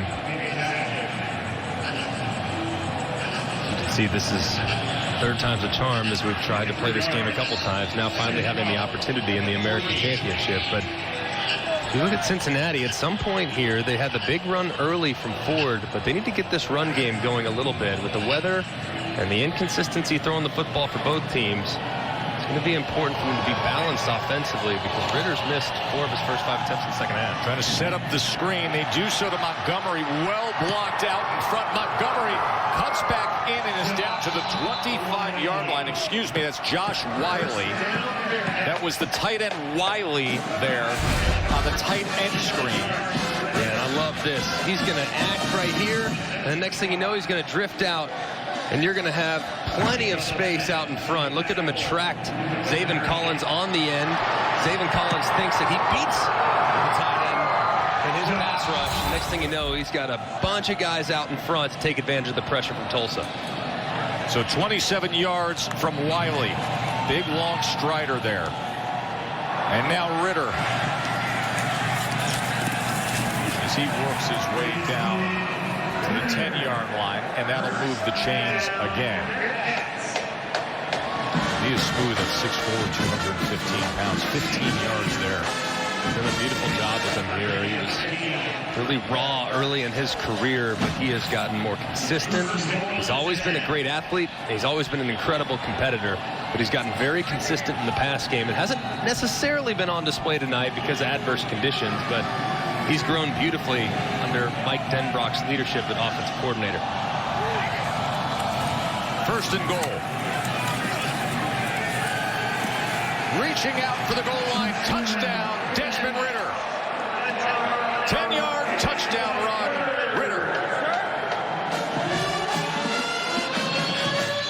And his grandmother, Jan, we told you, she taught him how to throw a spiral years ago. Pretty good with the legs, too, Grandma. And Cincinnati retakes the lead.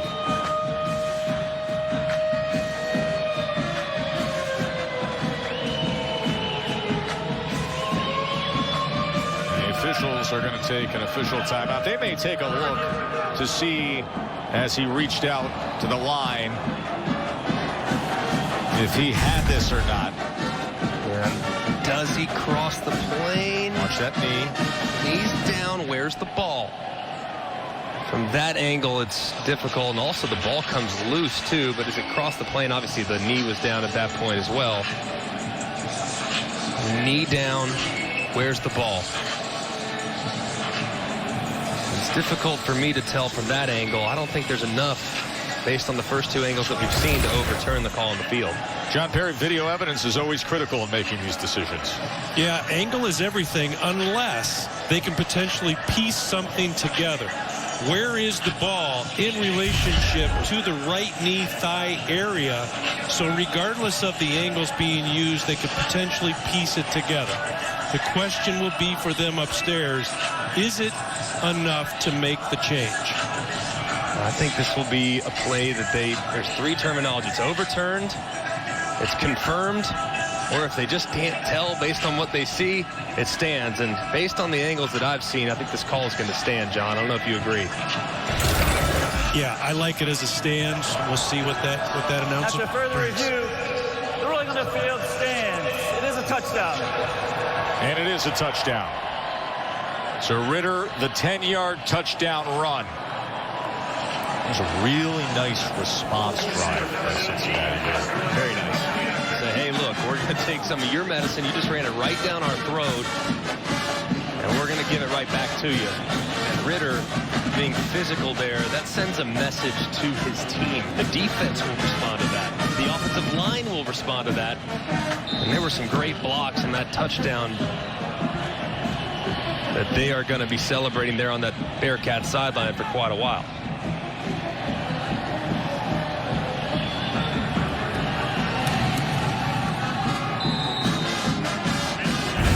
Well, he's been the big play wide receiver tonight. Alec Pierce, watch him go down and crack on Zaven Collins, and his quarterback on the pin and pull finds the corner pylon for the touchdown. And his grandma, who taught him how to throw it. I don't know if she taught him how to run it, but that was a... American Athletic Conference Championship on ABC, presented by Capital One. It's part of Dr. Pepper Championship Week. You're watching the American Conference on ESPN. 24-17, undefeated Cincinnati on top of a very fired-up Tulsa team tonight. Thought is, if college football playoff potential fours stay the way they are, championship Cincinnati team, if they can hold on here, would land in the Peach, potentially against Georgia. Of course, we will have that exclusive reveal of the college football playoff matchups. Rose Bowl, the All-State Sugar Bowl, that comes your way tomorrow. The final top 25 rankings. It starts at noon Eastern after Sunday NFL Countdown on ESPN. We've been giving you our take all night long. I know what happened to Notre Dame tonight, but they also beat Clemson earlier this year. They're sitting there at 10-1. Everybody expects a 4 to be next to their name tomorrow, Greg. Yeah, that's the reward for losing in the conference championship game. You're probably going to have to play potentially Alabama in New Orleans. Prince couldn't find anything on the outside, not with Derek Forrest waiting on him. Well, you made the point earlier of how much the safeties, the defensive backs, they will play close to that line of scrimmage, get involved in stopping the run. We saw that there with Derek Forrest. And if I'm Cincinnati defensively and I'm their coordinator, Marcus Freeman, I'm just disregarding the pass to a certain extent. Like, Got it, right? I dare Zach Smith to throw it over my head.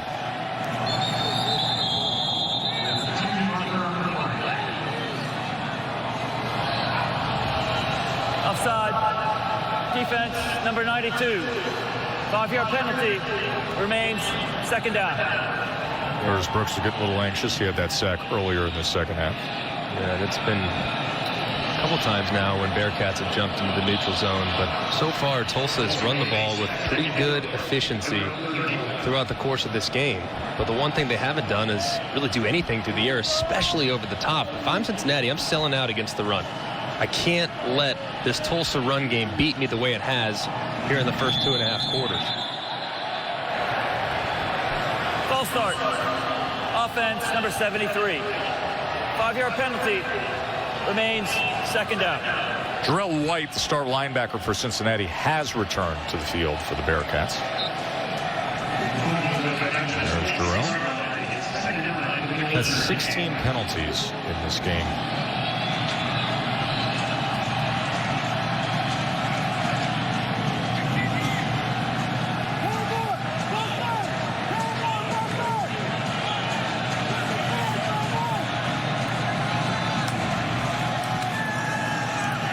Smith batted at the line of scrimmage. It looked like Sanders, Myjai Sanders, was able to get his arm up. 6'5", very active edge rusher, and he got in that passing lane that Zach Smith was looking for. Yeah, it was a great job there by Myjai Sanders. As soon as he knew he wasn't going to be able to get home and he saw those hands come apart by Zach Smith, he throws up his arm and gets a piece of it to set up 3rd and long. And here comes Tulsa now with that bunch formation that they've had success with. They've run this look a couple times. They've run this on a little out route, and it's given them some looks. Let's see if they go to it again. Down, Smith to the outside, and he's going to have the first down with Crawford.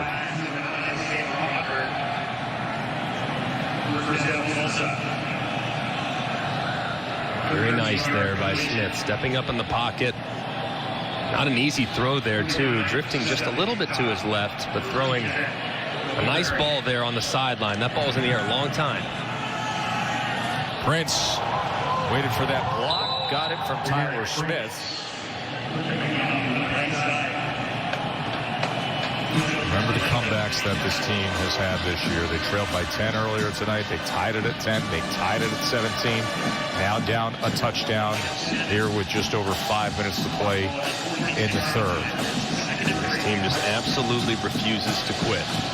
No matter what the circumstances are in the game, down huge against a great opponent, doesn't matter. They're going to keep fighting. 2nd and 3. Smith gets it out to Stokes. Stokes with a burst past midfield. It's another first down for Tulsa. 6 yards there to Keelan Sleep Stokes.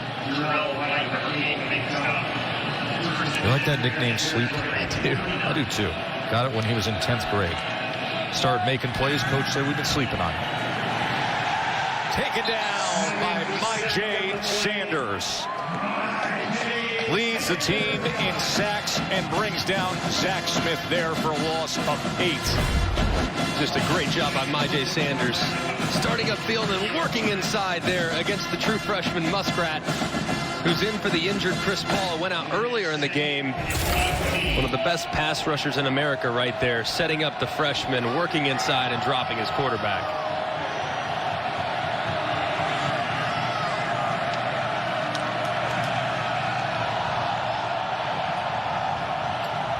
Keep an eye now on 21 again, MyJ Sanders. And timeout is going to be used by Tulsa. Tulsa takes their first charge on out of the half. This is the 30-second timeout. You know, I mentioned just moments ago, Greg, and when you think about the college football playoff, the next conversation becomes, all right, so what are we left with these New Year's 6 bowl games? Thought is that a Cincinnati win here today would land them in the Peach Bowl. There could be some other intriguing matchups. I'll tell you right now, I love the way this Oklahoma team is playing. This Oklahoma team that didn't have their full roster ready to go early this year when they suffered 2 stunning losses. But you watch the way they tore through the rest of the Big 12. And that's the team that's going to end up in the Cotton Bowl. Could be an intriguing matchup. Florida's playing Alabama tough. Could be against Florida. Yeah, could be. And I'll tell you what, Oklahoma, it was as if something clicked during their bye week. It almost clicked during the Texas game, which was right before their bye week. And they obviously gutted out a victory there in pretty dramatic fashion in overtime, several overtimes at that. And they've been a different team ever since. 2nd and 18. Smith extending time, and it is picked off. He was looking for something, and instead he sees Beavers with the football. An interception. Darian Beavers with the pickoff here. Just great eyes by Beavers. If you watch him the entire time, he's dropping into zone coverage. You're going to see him just drop back, but his eyes are always in the backfield the entire time. And as he sees the intended receiver, Corey Taylor, work out on a little leak route, he jumps right in front of it, times it beautifully, and intercepts the pass. Just a great job of taking advantage of that zone coverage, able to read where Zach Smith's at all times, and hop in front of the intended target. Great play defensively. And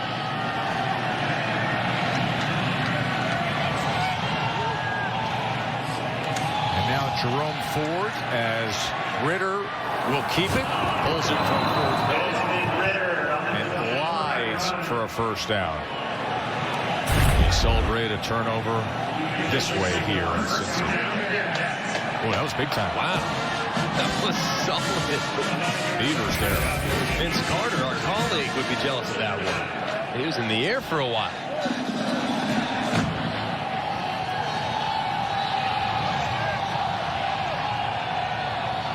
Opportunity for Cincinnati to stamp things here a bit. Ford on the carry. He's getting extended playing time as Doak suffered an ankle injury earlier. Zaven Collins with the tackle. Have not called Collins' name as much as we would have thought. An outstanding linebacker. Of course, he made big plays with interceptions this year. Had 2 of them that were game clinchers. He's outstanding. And he hasn't been quiet. They've just been very cognizant of where he's at on the field at all times. Right. If you don't, something's wrong. So obviously the receivers, when they've gone down and blocked, offensive line is working to him at all times. You cannot let 23 beat you. That's the storybook, obviously, on Tulsa's defense. Ritter on 2nd and 8, setting up the screen. He does so to Ford, but right on top of it was Reeves. He's had a nice game tonight. Reminder, we got Sunday NFL Countdown set to come your way. Complete coverage of Drew Brees' return to action. Comes your way at 9 a.m. Eastern on ESPN. That's all before the College Football Playoff Selection Show at noon. Here, 3rd down plus territory. I like this idea of getting it empty. Let's see what the defense is looking like, but I like the idea of a quarterback draw, and if they bring pressure, a quick throw, because I know I can potentially go for it on 4th down as well.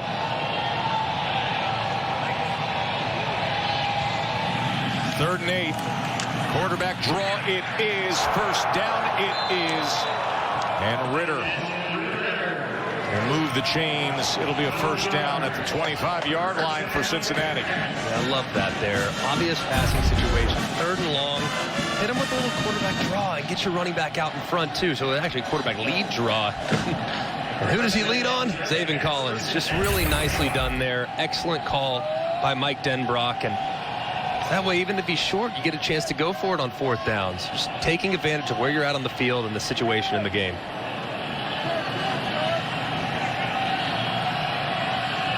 Ritter was 60 yards rushing, leading rusher tonight. Montgomery with the carry here. Holly.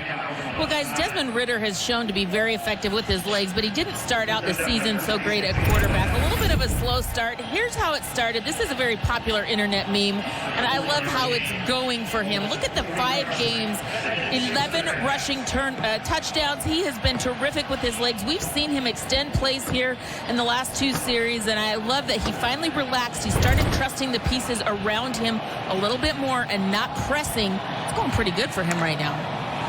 Last 5 games are superb. 2nd and 6. Shallow cross. Jordan Jones.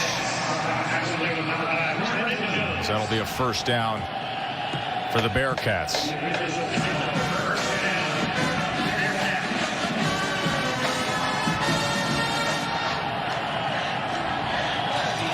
Just getting some news in right now that is official. It's been rumored in recent days that the Rose Bowl, the famed Rose Bowl, is going to move to Arlington, Texas. It will not be played in Pasadena on New Year's Day. The college football playoff will be played now in the Rose Bowl in Arlington, Texas. We'll have more on that after the break. How about that? Denied the exemption for fans and family to attend. So the Rose Bowl's on the move. End of 3 here in Cincinnati. The news.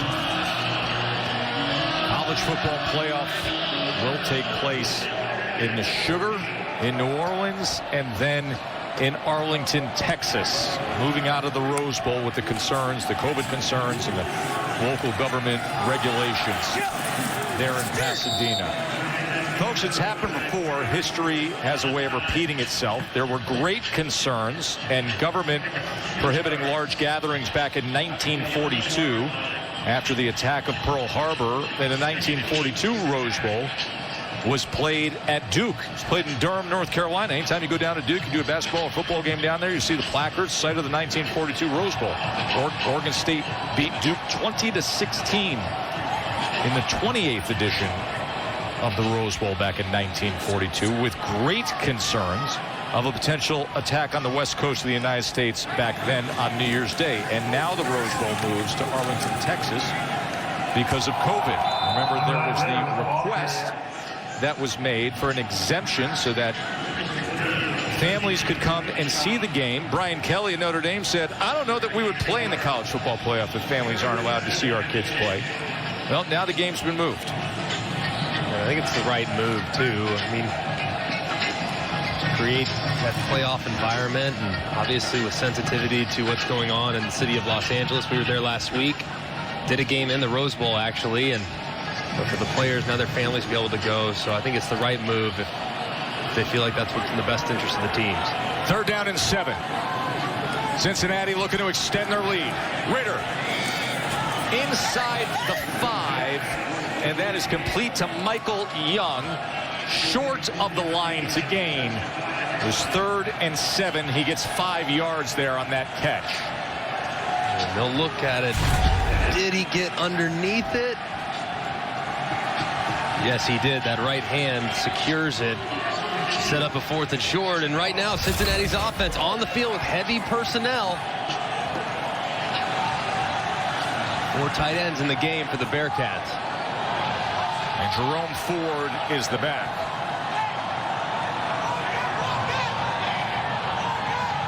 Fourth down and 2. Ford breaking free, trying to get to the edge, and he slips down.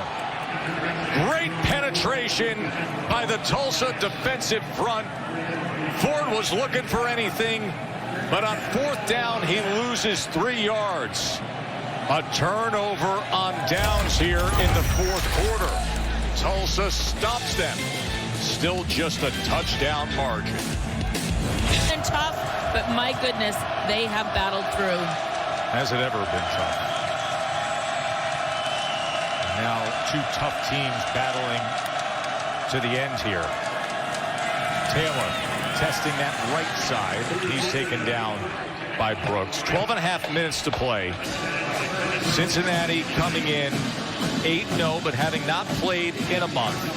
Retreating in the college football playoff rankings by not playing. Everybody coming to the defense saying, wait a minute, this is an elite team. They passed the eye test.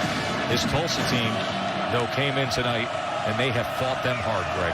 They certainly have. And back to what Holly was saying, I truly mean this. This has been a really crazy season, but it's been a rewarding season to see how much these guys love football. 2nd and 8. Smith with a man blowing him up as he throws it downfield. It's incomplete. He knew it was coming. It came, and he stood there and fired it downfield. There's a good blitz there, too, by Dublanco. He almost got there. I mean, Smith right here, man, hanging in there. Not able to get much into it, but that hurts. You're so exposed as those hands come apart. Your midsection's wide open, which is a huge hit target for Dublanco. A big 3rd down here for Tulsa. I remember Smith's been dealing with a rib injury for the past few games. Coach Monty said he's such a tough kid. He is immobile, but he does a really good job of buying time and just simply being tough. 3rd down and 8. They come with a blitz again, and he's thrown down by Sanders.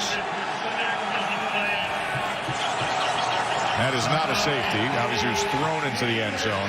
But my J. Sanders, my oh my J. This is the exact same pressure they got home with just a little while ago. They bring the pressure on the outside, which occupies the attention of the running back, Corey Taylor. And my J. Sanders just loops right around on a perfectly delayed and layered pressure. A difficult spot here for Tulsa, backed up, only 12 yards between the snapper and punter. 14 is the norm. Wilson, though, without a rush, gets it off, trying to set up the return for Montgomery. Oh, and he flips the field. Montgomery retreats all the way to the 43-yard line before he dances his way for a great return. And because of what Sanders was able to do, and then the return of Montgomery, Cincinnati's going to be in prime position. They will start this drive at the Tulsa 30-yard line. Just a huge return there. And if I'm Cincinnati offensively, I kind of smell blood in the water a little bit. Great return. Defense just made a great play. I'm taking a shot. I'm going to try to find my best matchup, and I want to take a shot downfield, see if I can take advantage of this field position with 1st and 10 on the plus 33.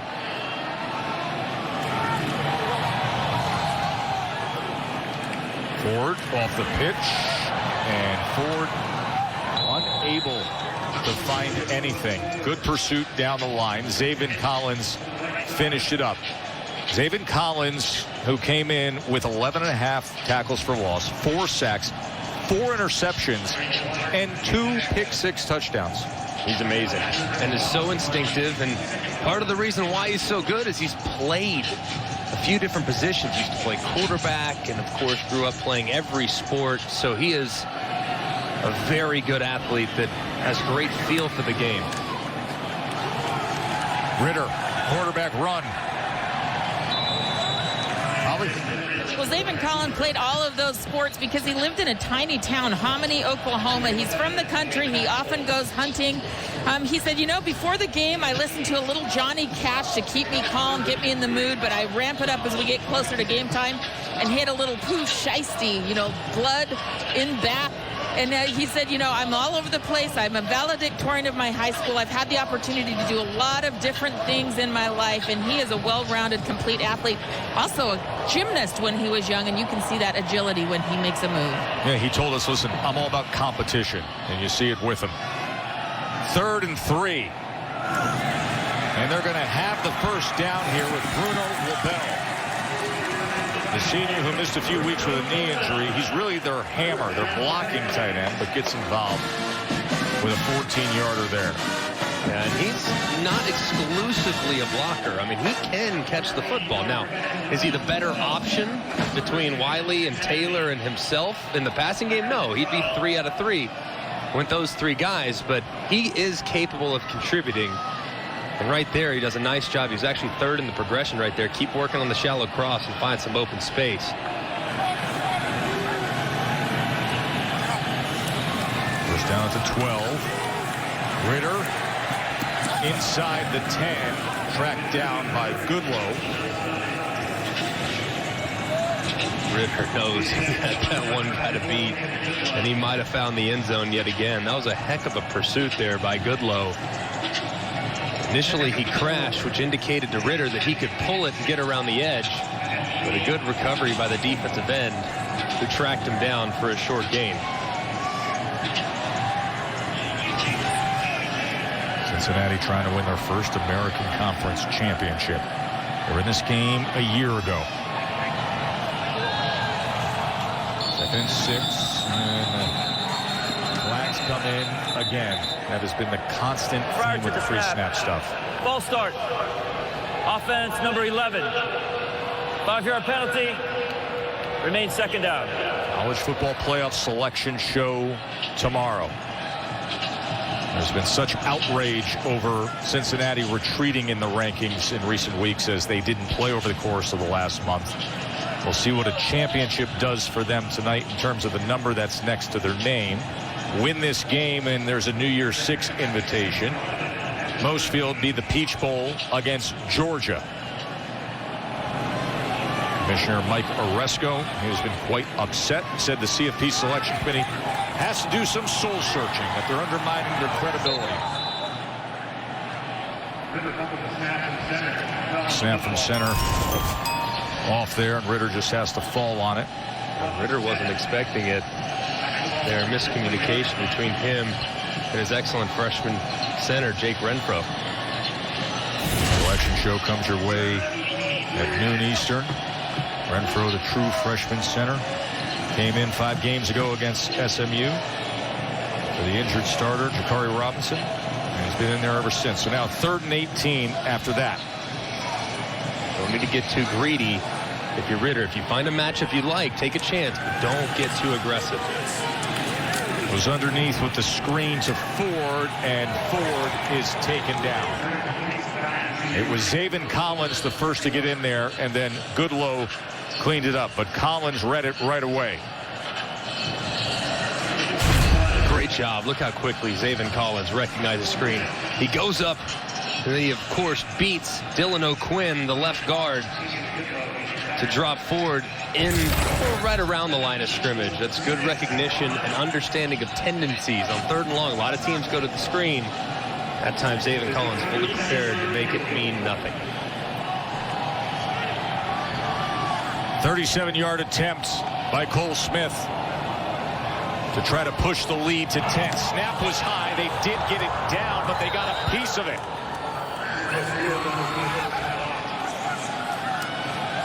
So getting up and blocking it is that Tulsa front.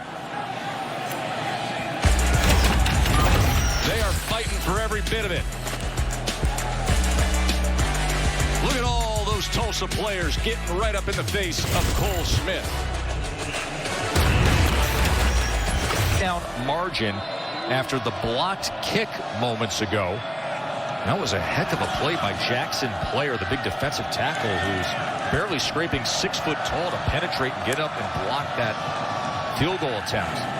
Quick strike from Smith as he goes to JJ, Josh Johnson. Now he's got that juju hat on. You celebrate over there, Jackson Player. Yeah, he has been off the charts good. I mean, he killed a 4th down right here on the Wildcat, just penetrates and stops Ford before he can even really get going. And then right here, blocking that field goal. The last 2 Cincinnati drives died as a result of Jackson Player.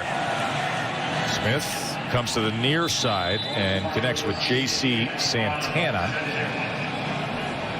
You said it to me a few days ago. You said, man, I'm watching film in Tulsa. I'm telling you right now, this kid Jackson, player, he can go.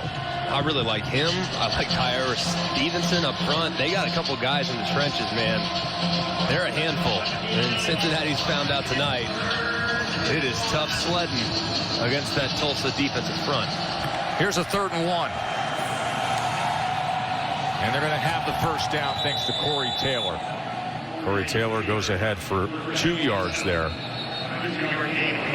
Corey Taylor right at 100 yards tonight. 21 carries for 100 yards and a touchdown run. The finishers, that's what Tulsa has been. They get off to slow starts. They got down by 10 earlier tonight, but they have finished all year long. Can they do it against undefeated top 10 Cincinnati? Trying to earn their way into the New Year's 6, trying to claim a conference championship. Smith with time launches it downfield into double coverage, and it is caught. It was a fight for the ball, and Sam Crawford ends up with it. And now Tulsa's on the go with a 54-yard explosive to Crawford. Wow, it looked like Hicks was going to intercept it, and he gets both hands on the football, and then sure enough, Gardner's there as well, and it somehow finds its way into the hands of Crawford. Miller first down run, just a couple yards there. I mean, this should have been right in the hands of Hicks. It goes off his gloves into Crawford. Just amazing. That's just how this Tulsa team is, man. They just never give up. I mean, that ball might be intercepted or something, but no, he somehow secures it. Amazing. And now how big was that blocked field goal moments ago? Tulsa with a chance to tie here with 4 minutes to play against the number 9 team in the country.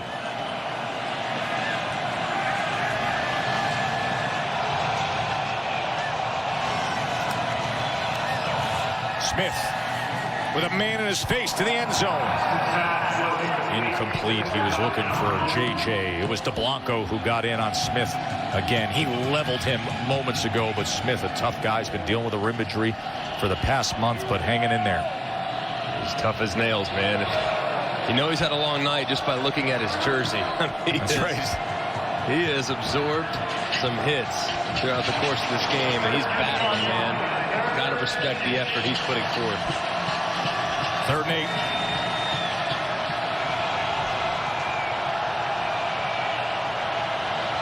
Receivers 2 by 2. All year long they have fought.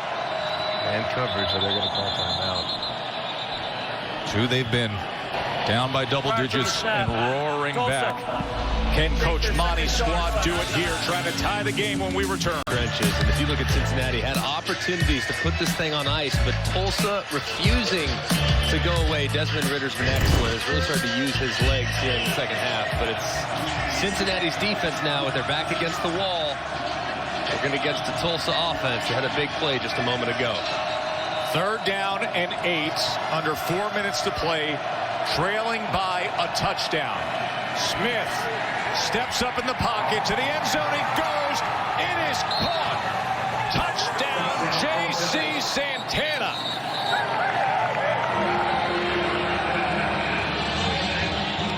We're an extra point away from being tied in the American Conference Championship game. 13-yard strike, Smith to Santana. And a beautiful throw from Smith. Moved in the pocket a little bit, just a little bit, moving up and throwing a strike to Santana, working in one-on-one coverage against Kobe Bryant. Strong hands from Santana, and just an excellent drive from Tulsa right down the field to put this game an extra point away from being all tied up. Now remember, this extra point, Zach Long slipped on his plant foot earlier tonight and missed a field goal. Rainy conditions, nothing's a guarantee. But he drills this straight through, and we're tied up with 3:41 to go. That guy, a big part of the success. Jackson player blocked a field goal moments ago. Tulsa came right down the field. Zach Smith to Santana. We are tied with a title on the line, folks. 1 to play. Cincinnati undefeated since he hasn't been tied or trailing this late in the fourth quarter all season long. Tucker on the return. And Tucker taken down their 30-yard line. Live Moss Moments brought to you by Taco Bell. And that moment just happened, Greg. And it was one heck of a catch there after the bobbles. Didn't know who was going to get it, but it was Sam Crawford that fought off 2 Bearcat defenders to set his team up in the red zone. Just an amazing effort there from the wide receiver. Incredible concentration and providing some much-needed life to that Tulsa passing game. And now Desmond Ritter with Ryan Montgomery in the backfield. Dokes, the starting running back, has been dealing with an ankle, so we haven't seen him since that injury. Quickly to the outside is Jackson, and Jackson tried to maintain his balance before he is forced out. In this situation in the game, you're not quite in 2-minute operation yet. You have your entire offense, of course. When you're the quarterback in this scenario, you got to know how many timeouts and what do we need. Obviously, a field goal is all you need, so you don't have to get too aggressive. Just stay methodical and stay within yourself offensively.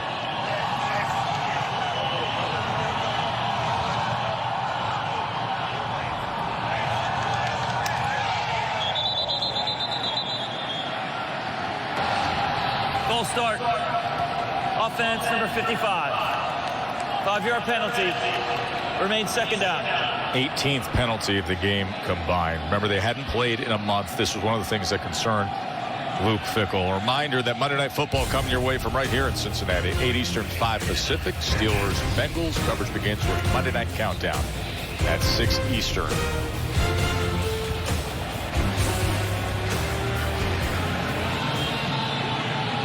Eight full start penalties tonight.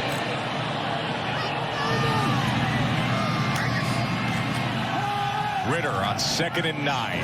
3-man rush, lofts it downfield and incomplete as he had Jackson.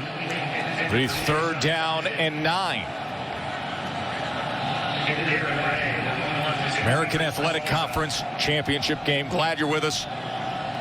Joe Tessitore, Greg McElroy, Holly Rowe. Tulsa Golden Hurricane team started the season with that close game against Oklahoma State. They lost. Then they tore through what was available to them in the American. Cincinnati, who has won 19 straight home games.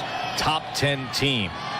Many feel being snubbed in recent weeks with the college football playoff rankings. Being pushed here to the limit.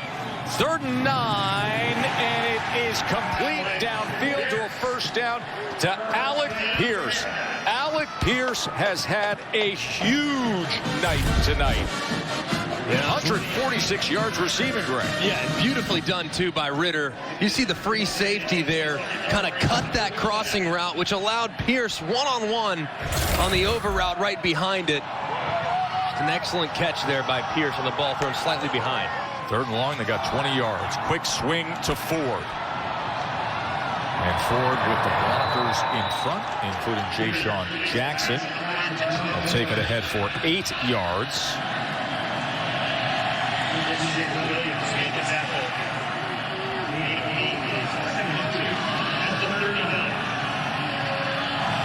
Clock counting down to 2 minutes to play. Undefeated Cincinnati trying to win a championship here at home on a cold, rainy night. Ritter gets it quickly out.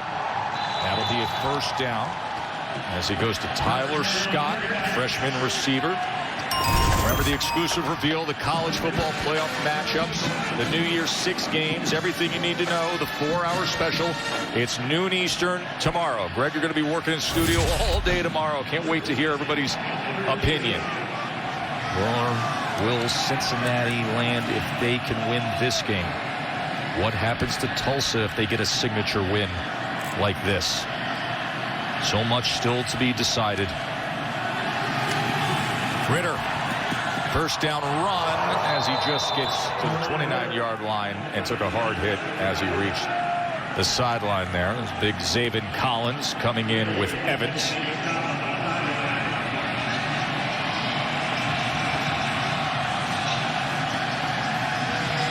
It's been a good job so far.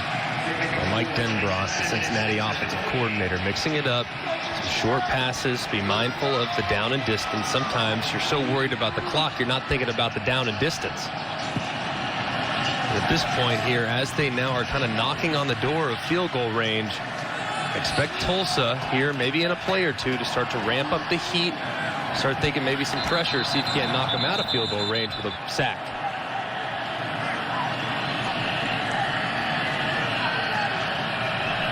And timeout is going to be used by Cincinnati. I don't think this is quite the game everybody thought it was going to be, huh? This Tulsa team came to give a little something to Cincinnati tonight. I think we've all learned a lot about Tulsa, and it's kind of what we thought we knew, but their physicality and the way they just muddy up the game to make it difficult on opponents is remarkable.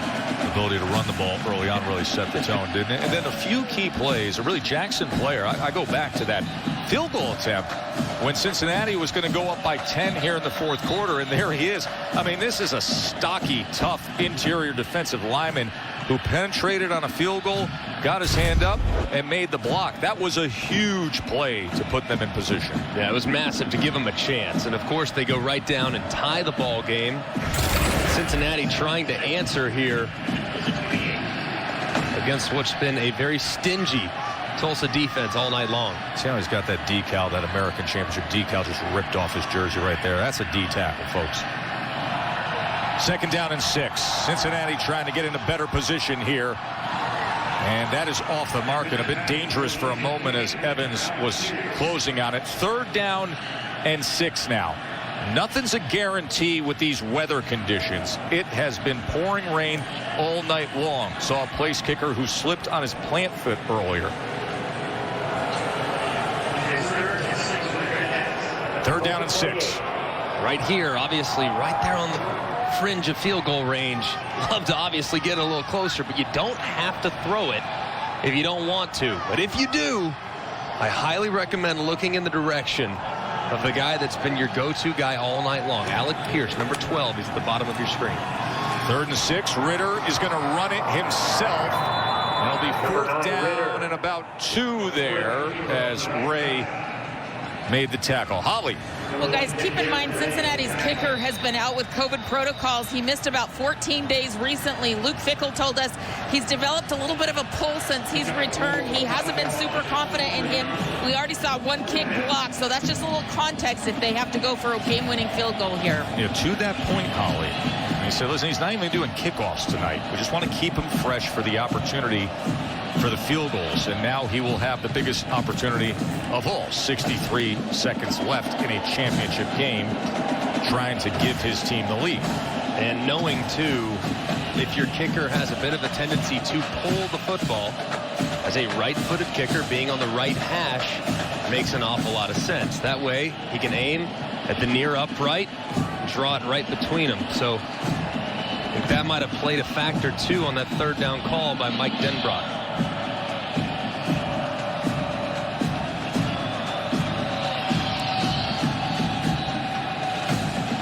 Player who's made a couple big plays tonight, fighting hard up front for Tulsa. He'll be the one to watch, obviously. A guy with 4 career blocked kicks. He's the one to watch, though, in the surge. Officials are concerned about a timing issue. They just want to verify that they have everything correct. First time that Tulsa's ever played in the American Conference Championship game. They've made it a good one, haven't they? All time they've been in 5 conference championship games. 2-2 in Conference USA title games. And that opening season opener loss. And then the 6th straight. And now 4th and 2. And Ritter out there on the field with Ford. Expect a hard count if you can potentially get them to draw. Oh, and there was movement, and it was Player. And he's going to take a shot downfield to the end zone.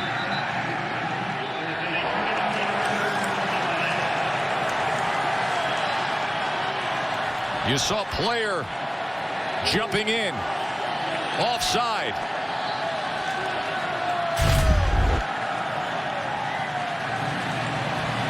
See Coach Philip Montgomery disappointed right there. As soon as you saw them go to the line of scrimmage, you had to think it was going to be some semblance of a hard count.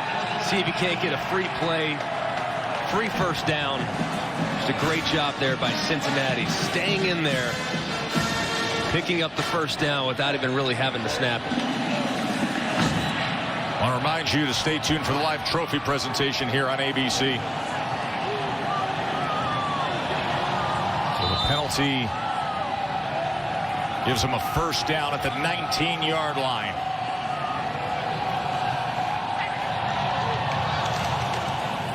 Jerome Ford.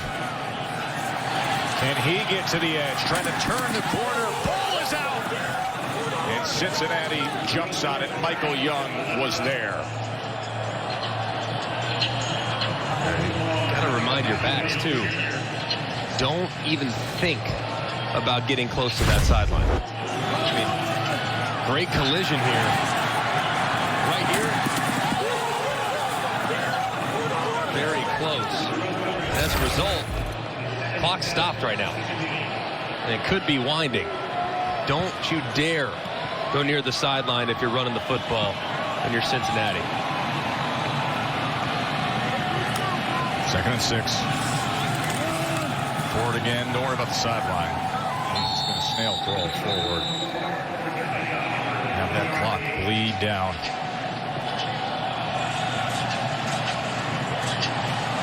You know, we have said it all day long. We've really said it all week long as we've gotten ready to call this championship game. And I stress championship game.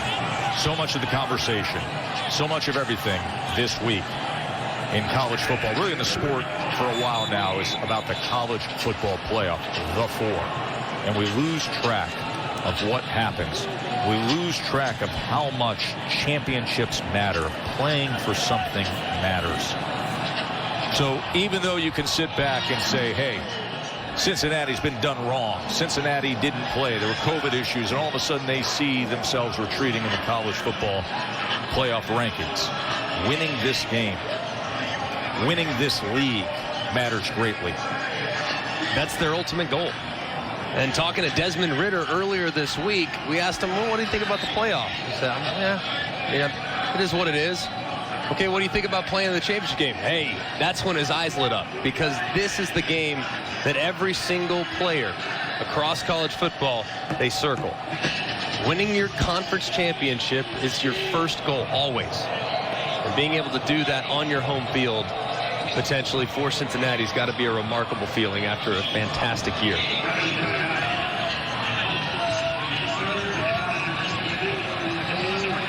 Twenty seconds remaining. 3rd down and 5.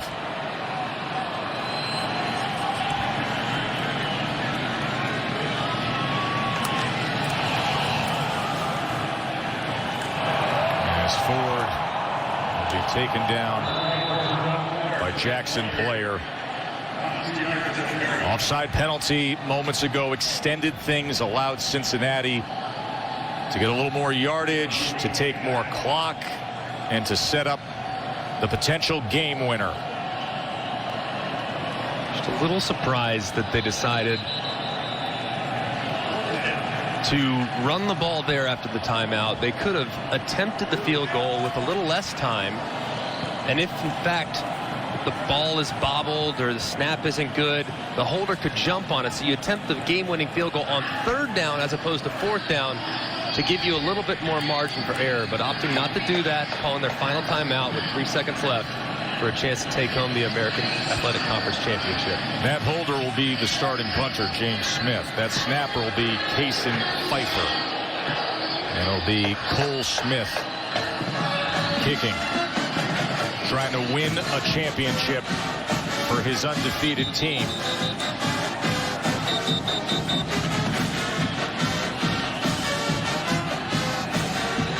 This field goal unit, practice after practice, all year long. These three guys, snapper, holder, kicker, they think about moments like this. What did we say earlier? Forget the playoffs. Championships matter. Look at the intensity, some turning away as Cole Smith tries to win it for the Bearcats. And he does. Game winner. Cole Smith. Cincinnati wins the American Athletic Conference Championship.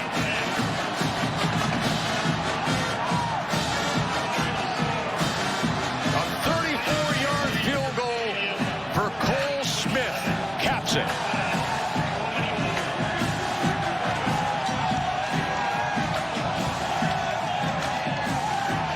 Tulsa made it a thriller, didn't they? Tied the game twice in the second half. But unable to ever take the lead against this undefeated team. Great show in the American tonight.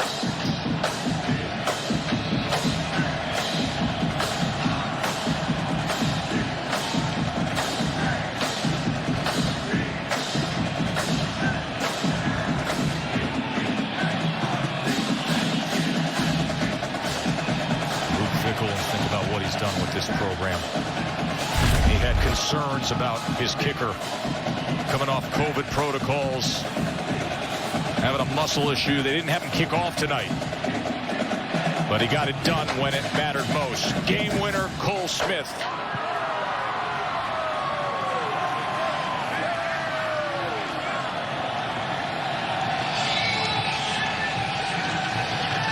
The reaction from his teammates that can call themselves champions right now. The Bearcats 9-0. Back-to-back 11-win seasons. And in this pandemic-impacted season, when they didn't play for a month, they had to shake off the rust and had a team in Tulsa that came out with physicality and said, we're going to punch you right in the face and take you right down to the wire.